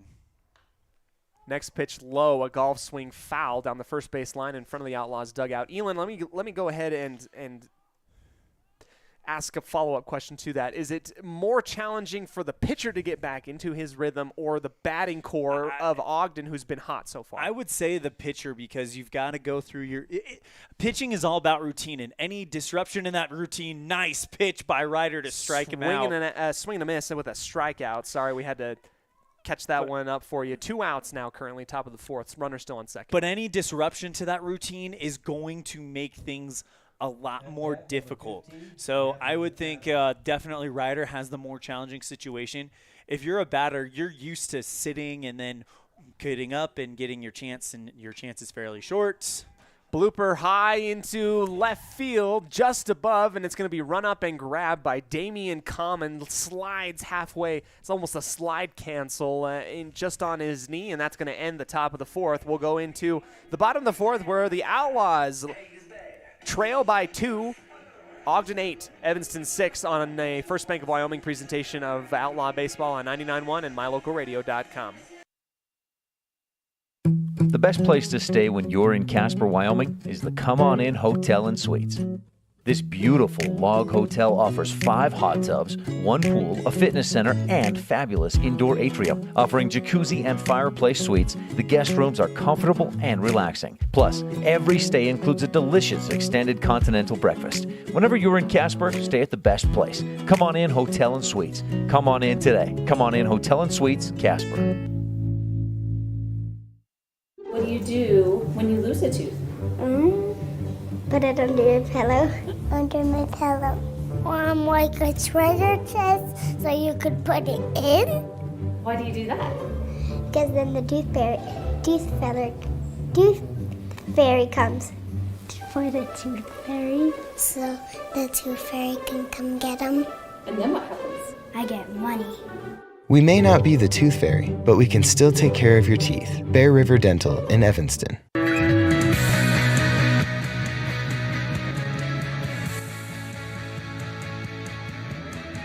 Welcoming you back out here to Ross Kesterson Field. It's about 8:40 p.m. as we are getting for the bottom of the 4th inning between PCH, Ogden, and the Outlaws. Here we go as Jackson Osborne on top of the batting order. He will get ready as Walker Wilson behind him at the top of the order, and Cohen Morrow rounding things out in the hole. So here we are at the looks like a new pitcher in for PCH Utah, which that was the concern I had with Ryder, was, would they have to go new pitcher with the Outlaws because he sat for so long? But let me see if I can get a number on that young man for their new pitcher. He's a righty. Number 17 is the new pitcher for PCH Utah. And just watching him, he's got a heater. Those things were coming in hot and fast. He will relieve Samaro. I think he's wearing a snapback, too. Jackson Osborne. Not often you see that.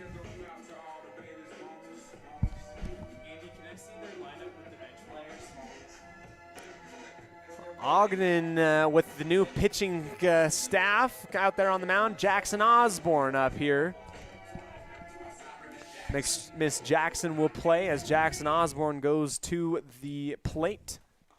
Strike number one, and that thing, as we said before, Elan, that thing's coming in hot and fast. 0-1 count. Colton, we don't have a last name on him, but he is the new pitcher, and he's kind of got a little bit of Randy Johnson in him. Like he holds that, and he is launching it like a trebuchet. He holds the ball in front of his face like Randy used to do. He has that big step back, and then the windup, the kind of back windup where he kind of extends that arm fully on the windup like that, and just gets so much velocity. That thing is coming in, screaming in there. He does. He has the torque to get that thing cooking across the plate. 1-2 count. Osborne looks at that one low and to the right down. Now, that's something that we'll have to keep an eye on. If Evanston is able to get someone on, a pitcher like that is very effective when he's hitting his spots. But it's a lot harder to catch him if he's not. So that could be a wild pitch, could be situations that come back and get them. Just like that, another wild one, about in the exact same spot as the placement before, a 3-2 count. Full count as Jackson Osborne has not swung yet. I don't believe. Maybe he has. My eyes don't work as great, so I'm in the wrong profession. 3-2 count. Here's the 3-2. Swing and a miss, and that is a strikeout. Number one for Colton. 1 up, 1 down so far in the bottom of the fourth. So Colton is, I'm telling you right now, Colton, he does have a lot of big unit in him. He's a tall, skinny lengthy right-hander. Here's where things could become a bit of a double-edged sword. If you get a batter like Walker Wilson or Hank Allred or Cohen Morrow who connects with that type, they have natural velocity on their swing, and they connect with a pitch with velocity, that thing's going to fly. Walker Wilson up to bat as we have 1 out and nobody on. Bottom of the fourth, Evanston trails 8-6. First one low and to the right again. He's been hitting that. Colton, the pitcher, has been hitting that little spot, that corner, just not inside on that one. 1-0. That one caught, and that's a little blooper into right field. That's going to get past the right fielder. He's going to have to run up on it, and Walker Wilson will run up to first base. And that's the best thing to do against a high-velocity pitcher like that is just put bat to ball and let the velocity of the pitch do the rest of the work. Runner on first. That's Walker Wilson.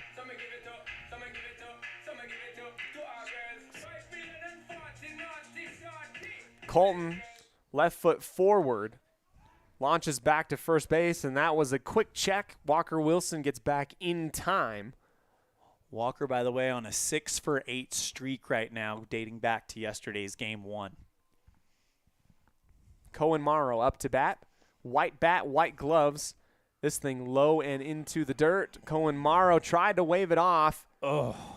And he gets Walker Wilson in time. What a strike by Isaac Valdez behind the plate. He picks that one up away from his body. He's a right-handed catcher, so he's picking it up on his left side. Has to kind of do a bit of a spin to sucker that thing in there, and it was a strike. Cohen Morrow raised his hand to Walker Wilson to tell him to stay, but Wilson thought he had it. He had it in time, and he just gets tagged out at second. That's a strike number 1 for a 1-1 count. Check swing for Cohen. 1-1. This one high at the neck area, just in the center, and that's not the first time we've seen a pitcher lose his hat today after he's throwing with such high velocity. Here's the 2-1 count. Colton, the lift. Caught, and that one flies down foul down the third base line into the dirt in front of the dugout. That's the right idea, because if that thing holds fair, that is at least a double because of the speed of Morrow. 2 outs, a 2-2 count, bottom of the 4th. Opportunity here for PCH to put away the Outlaws quickly. I know it might be because I'm a lifelong Arizona Diamondbacks fan. Colton even moves. The way he walks reminds me of Randy Johnson. There you go. Like, there's a lot of similarities. It's kind of fun to watch right now. I mean, see, he does that thing that Randy used to do, putting the glove in front of his face. 2-2 and a swing and a miss, and that is it. A round out, and the Outlaws will find no score, no pay dirt, and they'll remain down 2 runs, 8-6 to Ogden as we get ready for the top of the 5th here on a First Bank of Wyoming presentation of Outlaw Baseball on 99.1 KNYN and MyLocalRadio.com.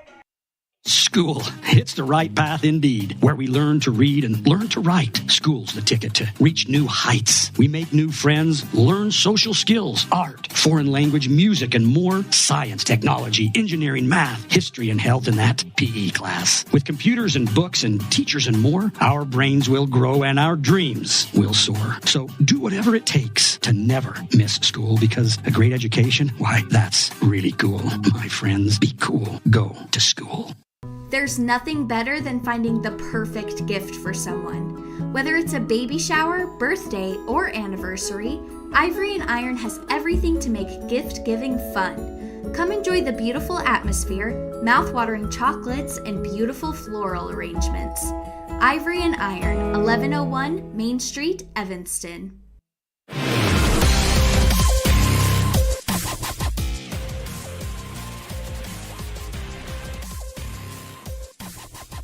Ryder Wilson has thrown 30 pitches through about 2 innings pitched, and he's going to face the 6, 7, 8 batters in the lineup: Gage Sutton, Drayson Murray, and Carson Christiansen.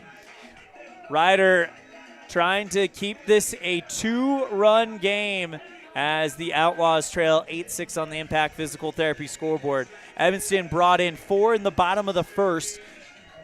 PCH Baseball Utah responded with 3 in the second. Evanston responded with 2 of their own in the second, but have been blanked the rest of the way as PCH Baseball Utah scored 5 in the top of the third, and that gets us our 8-6 score right now. At bat, number 2, Gage Sutton. Gage Sutton into the right-handed side of the batter's box, number 2 on his blue jersey. Waits the offering from Ryder, who agrees on the sign. And the pitch. Swing and a fly ball into center right field. Brody Clifton camped out under it and makes the catch for out number 1. Good work from Clifton to just track that thing right into the glove, keeps it in, and a quick 1 up and 1 down for the Outlaws. Drayson Murray, 2 for 2 actually, with 2 RBI singles. Really was one of the big catalysts that got this offense going against the Outlaws. First pitch to Murray, outside and low for ball 1. Are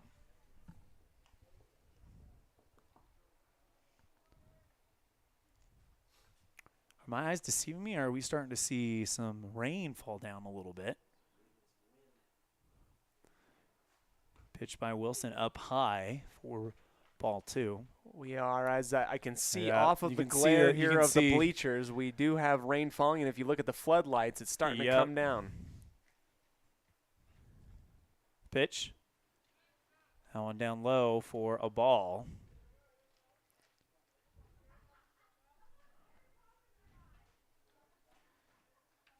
Well, this game's had a bit of everything. It has. A home run. If any of you had rain on the bingo card. 4-pitch walk to Drayson Murray. A home run. A light delay, and now rain. Carson Christiansen steps up. 1 down, 1 on. Christensen 1 for 2 with a 2-run RBI double back in the third last time up. Wilson sets, checks the runner at first. Steps and deals. Tried to locate the outside part of the zone, but just missed it.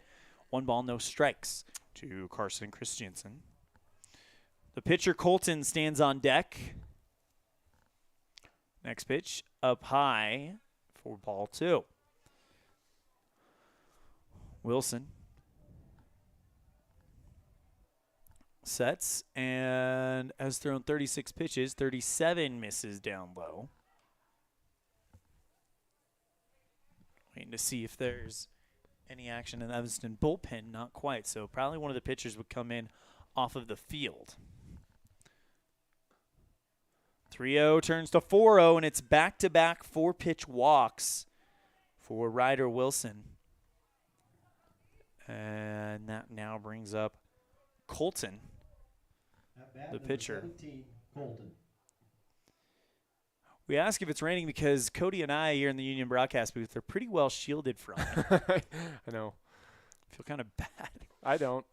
Yeah, I don't. I've shared my time in the rain. I've done my time. I don't. First pitch inside, 1 ball, no strikes to Colton. Runners on first and second. Back-to-back walks after a fly out to right field. Drayson Murray on second, Carson Christensen on first. The 1-0. That one bounces in the dirt. Good read by Hank Allred just to kind of let it bounce off his chest protector and keeps it in front of him. He'll throw it back to Ryder.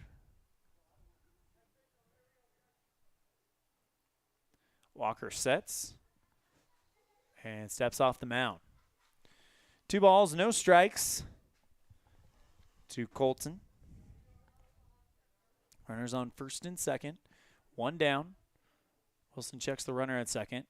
Lifts the leg and deals. That one catches the zone right around the letters of the jersey to the right-hander. 2-1 count,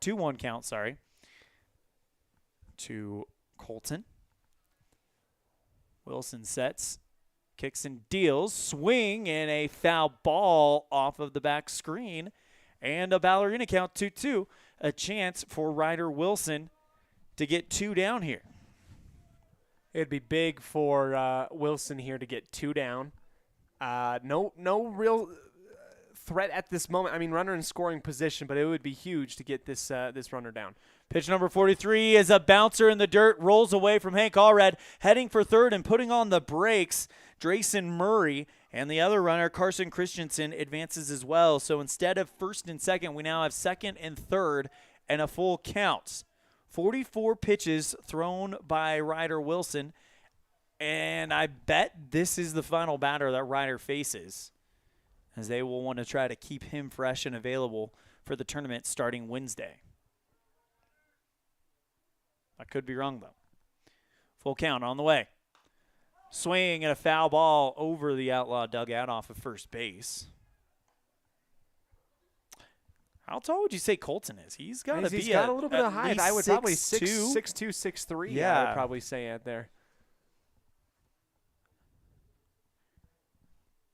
3-2 on the way. That one down low and away. Bases loaded. And here comes Coach Small right on cue. As we talked about it earlier, we saw 45 pitches from Breckenridge. And I think we're going to see 45 pitches from Ryder Wilson and whoever else comes in to this game. Who's next up? We'll find out when we come back after this on the First Bank of Wyoming presentation of Outlaw Baseball on K9 and MyLocalRadio.com. School. It's the right path indeed, where we learn to read and learn to write. School's the ticket to reach new heights. We make new friends, learn social skills, art, foreign language, music, and more. Science, technology, engineering, math, history, and health in that PE class. With computers and books and teachers and more, our brains will grow and our dreams will soar. So do whatever it takes to never miss school, because a great education, why, that's really cool. My friends, be cool. Go to school. There's nothing better than finding the perfect gift for someone. Whether it's a baby shower, birthday, or anniversary, Ivory and Iron has everything to make gift giving fun. Come enjoy the beautiful atmosphere, mouth-watering chocolates, and beautiful floral arrangements. Ivory and Iron, 1101 Main Street, Evanston.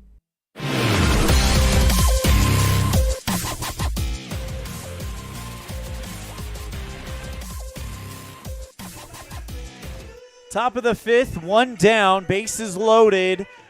Zandon Hancock, the leadoff man, goes up, and Nick Small calls upon the young right-hander Damian Common. Common, 13 innings pitched in 7 appearances, none of them starts, 1 save and 1 save opportunity, 10 earned runs, 8 strikeouts to 13 walks, and a 5.39 ERA for Common. Can't close the book quite yet on Ryder Wilson, as he is responsible for the bases being loaded as Zandon Hancock steps in. Hancock 0 for 3, 2 strikeouts and a flyout to left field. Ryder Wilson moves to left field, and that is the only defensive changes. First pitch from Common, up high, and a great snag by Hank Allred, who just shoots up to his feet and gloves that sucker. That's some stellar hand-eye coordination and athleticism from a very, very stellar catcher for the Outlaws. Common lets the right arm hang. Sets and delivers. Swing and a foul ball into the back screen, and we're 1 ball, 1 strike for Common against Zandon Hancock. Cole Minnick stands on deck. Minnick a little bit more success against Outlaw pitching, 2 for 3. Bases loaded. Runner on third is Drayson Murray. Carson Christensen on second and Colton on first. Next pitch popped up high, and I could almost make a play for that one as it goes foul. Protect the camera.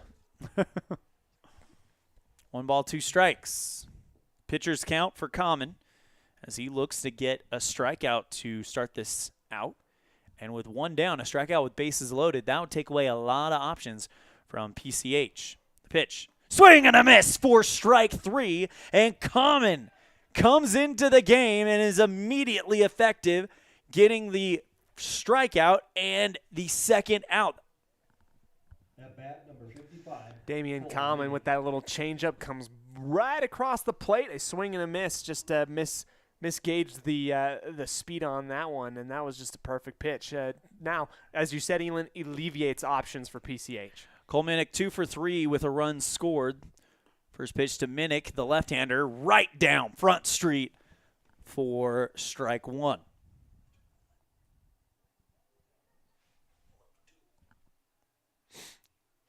Two down. The pitch. That one down low in the dirt for ball 1. 1 ball, 1 strike. Bases loaded. 2 down. 1-1 count. Common. Rests the left glove on his thigh. Kicks and deals the 1-1. This one, fly ball into shallow left field. It gets down. 1 run scores. Throw in by Ryder Wilson. Keeps the other run home. And we've got a pickle. And a force out everywhere you look. A pickle run down between second and third. The run that just scored may not count. If Evanston gets the out, ball gets away from the third baseman. He tries to come home. And the tag at third, he got him out. Wow. Wow, Elan. That could have gone really wrong. So that goes. So 1 run. Let's see if they count it. They don't. It looks like we're still 8-6 as we go into the bottom of the 5th on a First Bank of Wyoming presentation of Outlaw Baseball on K9 and MyLocalRadio.com. The best cement comes from Ellingford Brothers in Evanston. They've been mixing cement for every type of job for generations. Major construction, road and bridge, cement blocks, foundations, sidewalks, curb and gutter, cement steps, septic tanks, and water troughs. No job is too large or too small. Make sure you get the best quality cement available at the best prices. Always get your cement from Ellingford Brothers. Call today. Ellingford Brothers, we know cement. 307-789-1515.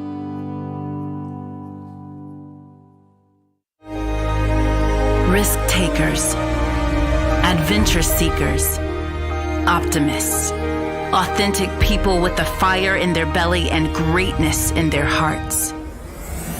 You'll find them here, in a place where the spirit of the cowboy lives and thrives. I am a cowboy. I am a cowboy. Soy vaquera. The world needs more cowboys.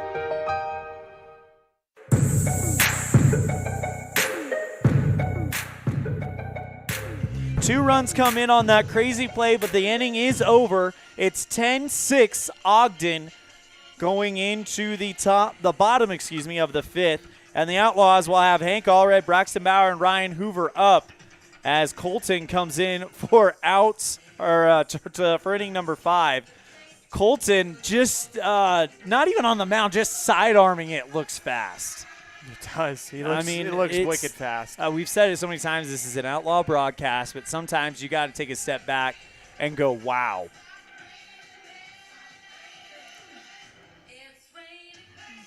As Colton comes back onto the mound, Hank Allred, Braxton Bauer, and Ryan Hoover. 2, 3, 4 batters due up here in the bottom of the 5th. Evanston's got to bring in something this inning, you got to think. You would have to believe that offense is definitely necessary here in the bottom of the 5th, Elan. It's imperative that somebody's going to have to come home for the Outlaws this inning, as you know, you've seen a very stellar performance and just consistency from Ogden from about the 2nd inning onward. They're bringing people home at a consistent rate. Evanston, in hopes of matching their offense, needs to step up as like they did in the 1st inning. Well, let's be honest. The first 2 innings, they brought in 6 runs. Yep. And they've kind of stalled out there, but it was looking like they were going to be able to pretty much bring someone in every inning, and then it just kind of stalled out in the 3rd. Hank Allred steps in 1 for 1 on the day with a 2-run homer over the left field wall back in the 1st to get the scoring started for the Outlaws. At bat, number 7, as Colton Allred. discusses, as still think this is the best walk-up song in the state. It's a good one. Hank Allred into the batter's box as Colton gets ready to go. Braxton Bauer right behind Hank Allred. Those are your 2 top RBI getters on the team. Colton steps off the mound, and he wants to have a conversation. Oh, maybe, I don't know. He kind of stepped off and made a hand gesture like he wanted to have a conversation, then got back on the mound and started his process, but then saw that the catcher was running up, so now they're going to talk it over. Middle of the 5th. Don't know if we've passed stretch time or if we're approaching stretch time, or not sure what's going on here. And Elan, it's the sprinkle of rain goes on and off. As you look out over the field right now, we see a little bit of wet dirt, and our hardcore fans that have stayed out here, right? Underneath their chairs and underneath themselves is the dry spots. It looks like there's some fans off of the first base line. One of them looked like they're wrapped up in a sleeping bag. First pitch outside and low for ball 1 to Hank Allred. Colton is a quick pitcher. He gets back to it quickly. Rocks and fires. Oh, and that tags Hank right in the forearm. And that sounded like it hurt. That Hank. one was coming in hot.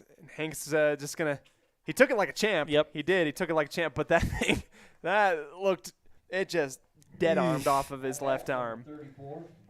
And he appears to be okay. As a matter of fact, Coach Mitchell is talking to him like, hey, you all right? That sounded like it dinged you pretty good. And he's like, no, I'm good. As that brings up Braxton Bauer, 1 for 1 on the day with a single and a walk and a run scored. Colton with the pitch. Fouls that one into the glove for strike 1. Good hold on by Isaac Valdez behind the plate. Bauer. Right-handed batter versus right-handed pitcher Colton. The 0-1. That one bounces in the dirt, gets away from Valdez, and not taking a second. Hank Allred will just go ahead and stay at first. Probably a smart move considering the ball was rolling towards first base, and that's a much shorter throw for Valdez to make. You know what? Watching the hand gestures of Bauer there, I felt like I got 2 different messages, so shout out to Hank for playing it safe on that one, staying on first, and playing conservative. You have faith in Bauer at this point to bring you home. The 1-1 to Bauer. Colton checks Hank at first. Comes set.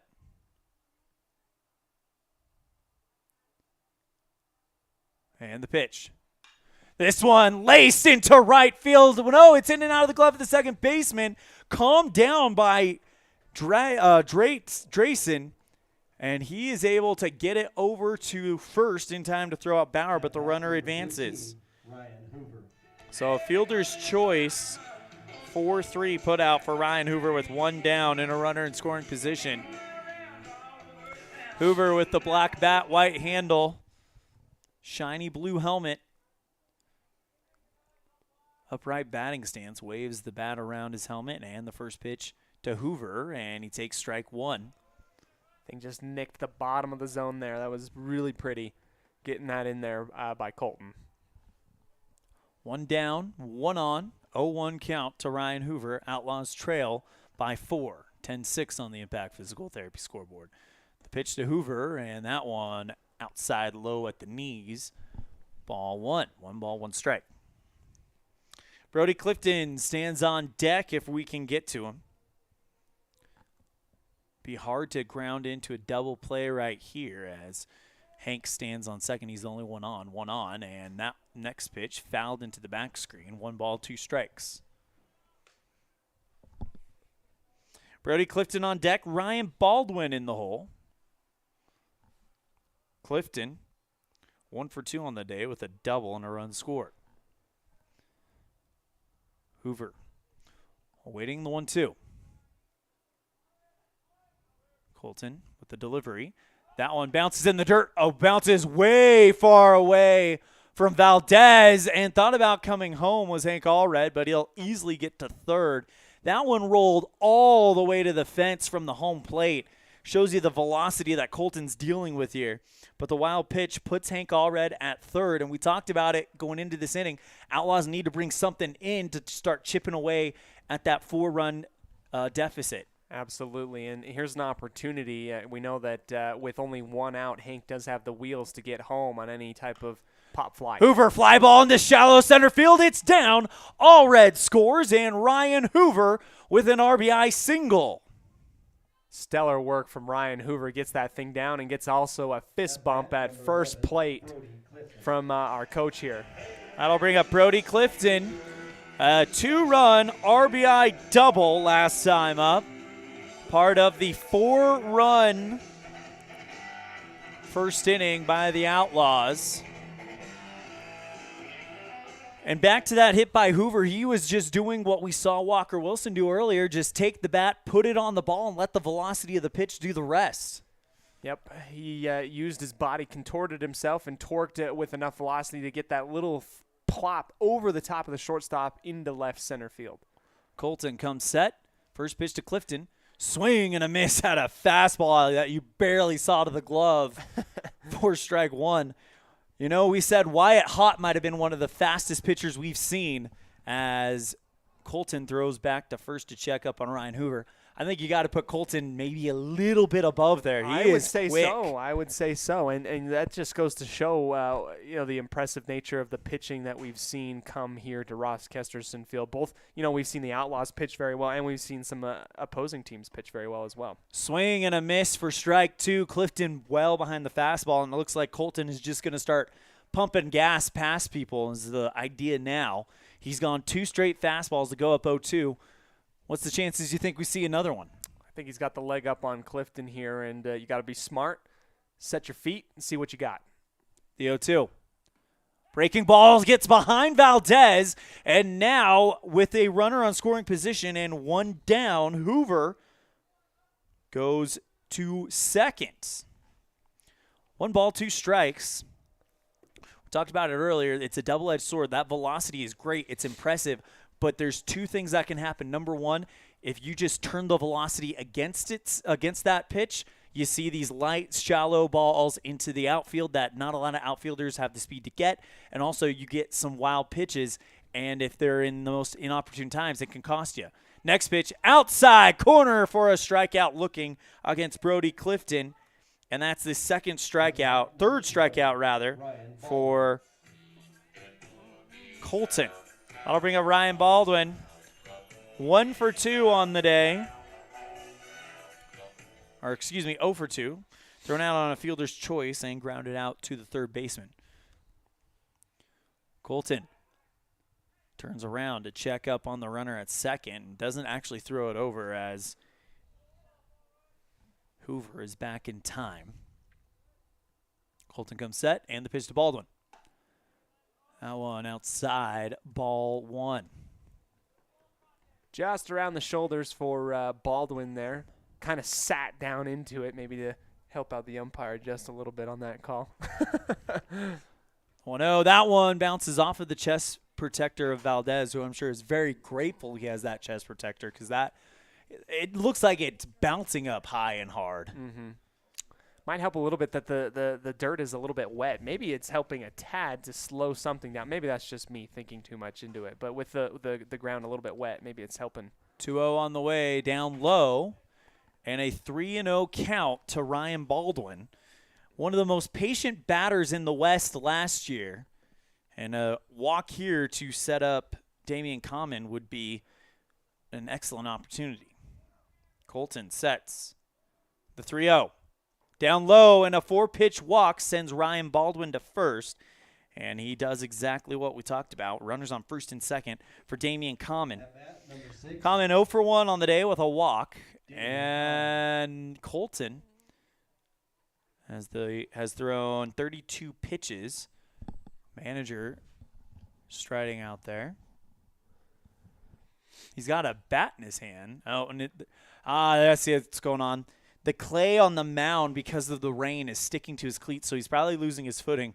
So he comes out with the bat. I was like, what's he got a bat for? He's here to send a message is what he's here to do. But he just knocks the clay off of the cleats, and he explains that to umpire Jason Mitchell on what's going on. As other umpire, Chad Thompson, goes up and just kind of kicks it around, kicks the dirt around, trying to smooth things out. And Nick Small is now running out onto the dugout to hand, it looks like a cleat pick of some sort to Colton. You gotta do this right, because you don't want anyone to get hurt. No, of course not. No. At bat number 6. It would be a crime against baseball to see this fantastic pitcher that we've seen in Colton for PCH do anything. So good to have clean cleats and see what he can do here. Common waits first pitch from Colton. Swing and a miss at a fastball for strike one. And did they just pick off the runner at second? They did, or Baldwin trying to steal second. They gun him out, and the inning is over. So, one comes in, and the Outlaws trail by 3 going into the 6th on a First Bank of Wyoming presentation of Outlaw Baseball on K9 and MyLocalRadio.com. Gee, Tommy, you look amazing. Did you try something different with your enamel? No way. I wouldn't do anything to alter these pearly whites, but I did see Dr. McKay Frankham, who told me if I didn't floss, I could miss up 35% of food particles. Really? He told you that? Yep, and you know what? He's 100% right. I started flossing, and now I look better than ever. Wow, I want to see Dr. McKay Frankham. Well, give him a call, 307-789-8910. Easy to remember, right? That's super easy. Dr. McKay Frankham at 307-789-8910. I'll call today. As high school sports fans, we know that sometimes you have to drive a long way to get to the next game. If you find yourself on the side of the road, remember that Freeway Tire in Evanston offers service calls and roadside assistance 24 hours a day, 7 days a week. It's a great idea to have your vehicle serviced, tires checked, and oil changed to make sure it's in top shape before your next long drive. Visit Freeway Tire today, your locally owned and operated tire shop. Freeway Tire, 217 Bear River Drive, Evanston. Everyone is looking for a great dining experience in Evanston, Wyoming. Hi, I'm Chef Wayne, an international executive chef, and I want to welcome you to Martinelli's Cafe and Dinner Club. We offer lunch, dinner, carry-out, and delivery services. We also offer custom catering options to fit all of your needs. We are proud to prepare fresh food daily. It is our mission to make you feel like a guest in our home when you dine with us. I look forward to seeing you soon at Martinelli's Cafe and Dinner Club at 123 10th Street in historic downtown Evanston. Now you've got a safe and secure place to store your boat, RV, ATVs, and other vehicles right in town. T-Bar Body Shop offers storage for just $35 per month. Long and short-term storage options are available. Of course, T-Bar Body Shop also offers custom body work when you have an accident. We work with your insurance directly and get the job done right. T-Bar Body Shop offers a wide range of services. Stop in today and see all the ways T-Bar can serve you. 515 County Road, Evanston. Let T-Bar fix your car. Folks have many reasons to visit Casper, Wyoming every year, whether it's work, high school sports and activities, a romantic getaway, or business meetings. The best place to stay when you're in Casper is the Come On In Hotel and Suites. A beautiful log hotel offers 5 hot tubs, a pool, fitness center, and a fabulous indoor atrium. You can also reserve meeting rooms for your next event, and each stay includes an extended continental breakfast. Reserve your rooms today at the Come On In Hotel and Suites in Casper, Wyoming. Call 307-472-6300.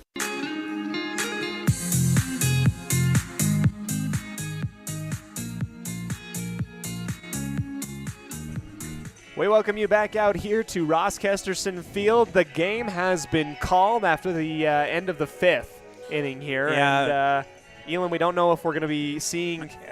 So there's 2 ways this could go. Either they are saying, all right, that's good. This is a recorded game. Or there are some reasons to believe that they're going to try to come back and finish this one. At a different time. Maybe when we get Coach Small into the broadcast booth, you can ask him about that if that's how this goes. It was getting cold out there and it was getting wet, so I'm imagining I'm getting the confirmation from Chad Thompson that was the reasons why this was called. So we'll see what the follow-up is here. Mm-hmm. But let's go ahead and run through some stats real quick as part of our Jimmy John's Freaky Fast Recap, brought to you by Jimmy John's on 113 Front Street in Evanston. Walker Wilson 1 for 2 with a run scored. Cohen Morrow, a sacrifice fly, RBI. Hank Allred 1 for 1 with a 2-run bomb over left field wall. Braxton Bauer 1 for 2 with a run scored. Ryan Hoover 2 for 3 with an RBI and a run scored. Brody Clifton 1 for 3 with a 2 RBI double. Breckenridge goes 1 for 1 with a run scored. Pitching wise, Damian Common goes 2/3 of an inning, 1 hit, 1 strikeout, no runs. Breckenridge 2 innings pitched, 3 hits, 5 runs, 3 of them earned, 2 strikeouts, 2 walks. Ryder Wilson 2 1/3 innings, 2 hits, 5 runs, 2 earned, 2 strikeouts, 3 walks. And that's going to do it for our Jimmy John's Freaky Fast Recap, brought to you by Jimmy John's on 113 Front Street in Evanston, where fast and fresh meats. We'll be right back after this with our Dr. McKay Franco Precision Play of the Game on a First Bank of Wyoming presentation of Outlaw Baseball on K9 and MyLocalRadio.com.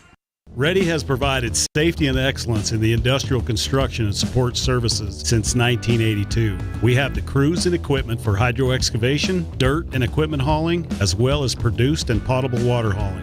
We also offer septic tank cleaning services, portable toilets, and roll-off dumpster rentals for facility shutdowns, on location or for your next outdoor event. Call us today to discuss how we can help with your next project. Interested in joining our team? Visit ReadyUSA.com. We are ready. Wyoming is unique. When it comes to high school sports, we might travel 6 hours to a game, but when we get there, we know the other team, their parents, and the coaches. Wyoming is like one small town with really long streets. When your travels take you to Evanston, always stay with your friends at the Best Western Dunmar Inn. Clean, comfortable rooms, a restaurant serving healthy, delicious food, and breakfast is always included. If you're bringing the team or following the team, stay with us every time you're in Evanston. The Best Western Dunmar Inn. Evanston and Horizon High School students, start your college career now. Challenge yourself. Gain skills and confidence to help you succeed while taking credits toward the degree you want. Take Western courses for free while attending high school. Courses are paid for by Uinta BOCES number 1. What are you waiting for? For more information, call 789-5742 or email info@uintaeducation.org.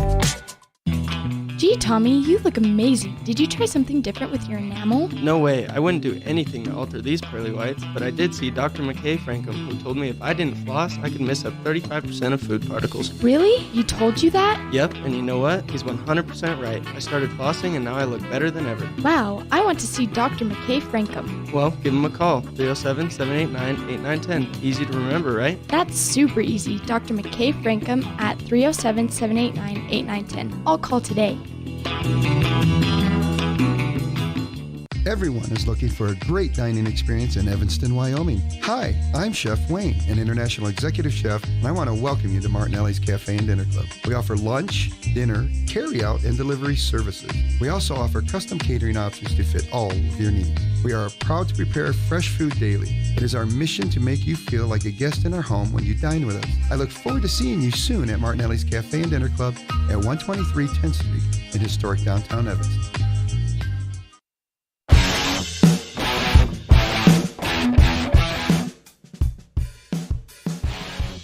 We welcome you back here to the post-game show brought to you by Martinelli's Dinner and Cafe. Call them at 307-288-1003. That's Martinelli's, a fantastic place to eat here in Evanston. We're grateful for them for being sponsors. It's now time. It is a casual dining experience with world-class food. That's the tagline, but I've been there multiple times. Martinelli's is a place you've got to try if you haven't tried it yet. Absolutely. It's now time for our Dr. McKay Frankum Precision Play of the Game. That's Dr. McKay Frankum providing precision family dentistry at affordable prices. Call them today at 307-789-8910. 8910. That's right. There it is. I forgot. It's been a long week, guys. It's been really long. Let's go ahead. Let's go ahead. Final Hold on. score. Friday, Saturday, Sunday, Monday. 4th day in a row of broadcasts. Yeah, it's there you go. PCH of Ogden, Utah outlasts the Outlaws here at Ross Kesterson Field, and we have gotten confirmation that it is a final score as it was 5 innings called, and from what we understand, the infield was not holding up the way that everybody wanted it to. Yeah, the rain probably wreaked some havoc a bit on the field, and that's to be expected, especially when you have a natural clay infield. So it's unfortunate that Mother Nature didn't cooperate with us, but time for our Dr. McKay Frankum Precision Play of the Game. There's only one that it can go to. Hank Allred with the 2-run bomb over the left field wall, his 2nd homer of the year, both of them happening here at Ross Kesterson Field, and he gets our Dr. McKay Frankum Precision Play of the Game, brought to you by Dr. McKay Frankum Precision Dentistry for the whole family. Call 307-789-8910 for your appointment today. Player of the game, though, you could give it to Hank to have him double up, but I'm looking, and Ryan Hoover did a good job. 2 for 3 on the day, a run scored, an RBI late that gave Evanston some momentum. I think that was huge. So I think Ryan Hoover gets our player of the game today. Fantastic work by Ryan Hoover. Very solid RBIs. And, we were waiting here for manager Nick Small. I have not seen him up until this point. Maybe perhaps we'll have to catch him next time because, our next games are going to be in Jackson, I believe, Elan, for a week conference from tomorrow. Doubleheader. Well, our next games will be, but our good friend Dan Hubbard, who covers the Preston Indians and Preston, Idaho for us, will be traveling to Pocatello to fill in for you and I, who will be in Gillette for the Soccer All-Star Games. Let's go ahead and promo that really quick. Yeah. Another great special presentation on My Local Radio Sports happening this Saturday, really this Thursday and Saturday. It's the Wyoming Coaches Association Soccer All-Star Games. It all starts Thursday night at 7 o'clock with the draft. This is a very unique event specific to the Soccer All-Star Games. They don't have pre-assigned teams. The coaches do a quote-unquote draft of their players. So it's not like we have a North team and a South team. It is a completely randomized team, so to speak. Yep. And then games are on Saturday. Girls game kicks off at 10, boys at noon. Evanston has 3 guys that will be playing in that game. Caden Wiley, Curtis Richens, and David Perez. They will all take to the pitch one more time. I'm really, really hoping they're on the same team. That would be awesome. But we'll have to see what the draft wheel has in store for us on Thursday. catch the draft at 7 o'clock on mylocalradio.com on Thursday, and then the games on Saturday at 10 and noon on mylocalradio.com on Saturday. Perfect. Well, Elon, we'll go ahead and call it here. Go ahead and catch the Outlaws at the Pocatello tournament coming up as we have our final thoughts here. Elon, what do you have? While you mentioned the Pocatello, Idaho tournament, we do have game times for those games. So Yes. It all starts Wednesday, 8 a.m. and 10:30 a.m. Those will be live on mylocalradio.com and on the radio at KNYN 99.1 FM. And then on Thursday, there's an 8 a.m. game. Yes. Friday and Saturday, those are kind of bracket-style games, so we won't have game times for you until later on, probably on Thursday afternoon, as we won't know what the game times are at that point in time. So stay tuned to My Local Radio Sports, and we will get you those game times as quickly as we can. But the Outlaws will be in action at the Pocatello, Idaho tournament, 8 a.m. and 10:30 a.m. on Wednesday, and then 8 a.m. on Thursday. Yes. Yep, that's what it is there, and we'll keep you updated as those games come along. So thank you so much for joining us here on the Martinelli's post-game show, our final today. PCH of Ogden outlast the Outlaws 10-7 here at Ross Kesterson Field. Thank you so much for joining us as we'll let you go here. As all things coming up this week sports-wise, we'll be able to keep you updated. Catch Dan Hubbard in Pocatello at the Pocatello tournament covering the Outlaws, or you can catch me and Elon later on the other side of the state covering all-state soccer. On behalf of my broadcast partner, Elan OLLIFF, and behalf of everybody here at mylocalradio.com, including Colton Bagley, Sean Hando, Kayleen Anderson, and our executive producer, Val Cook, and our sales manager Matt Petrie, as well as Julie Burley. We say thank you so much for joining us, and as always, go Outlaws.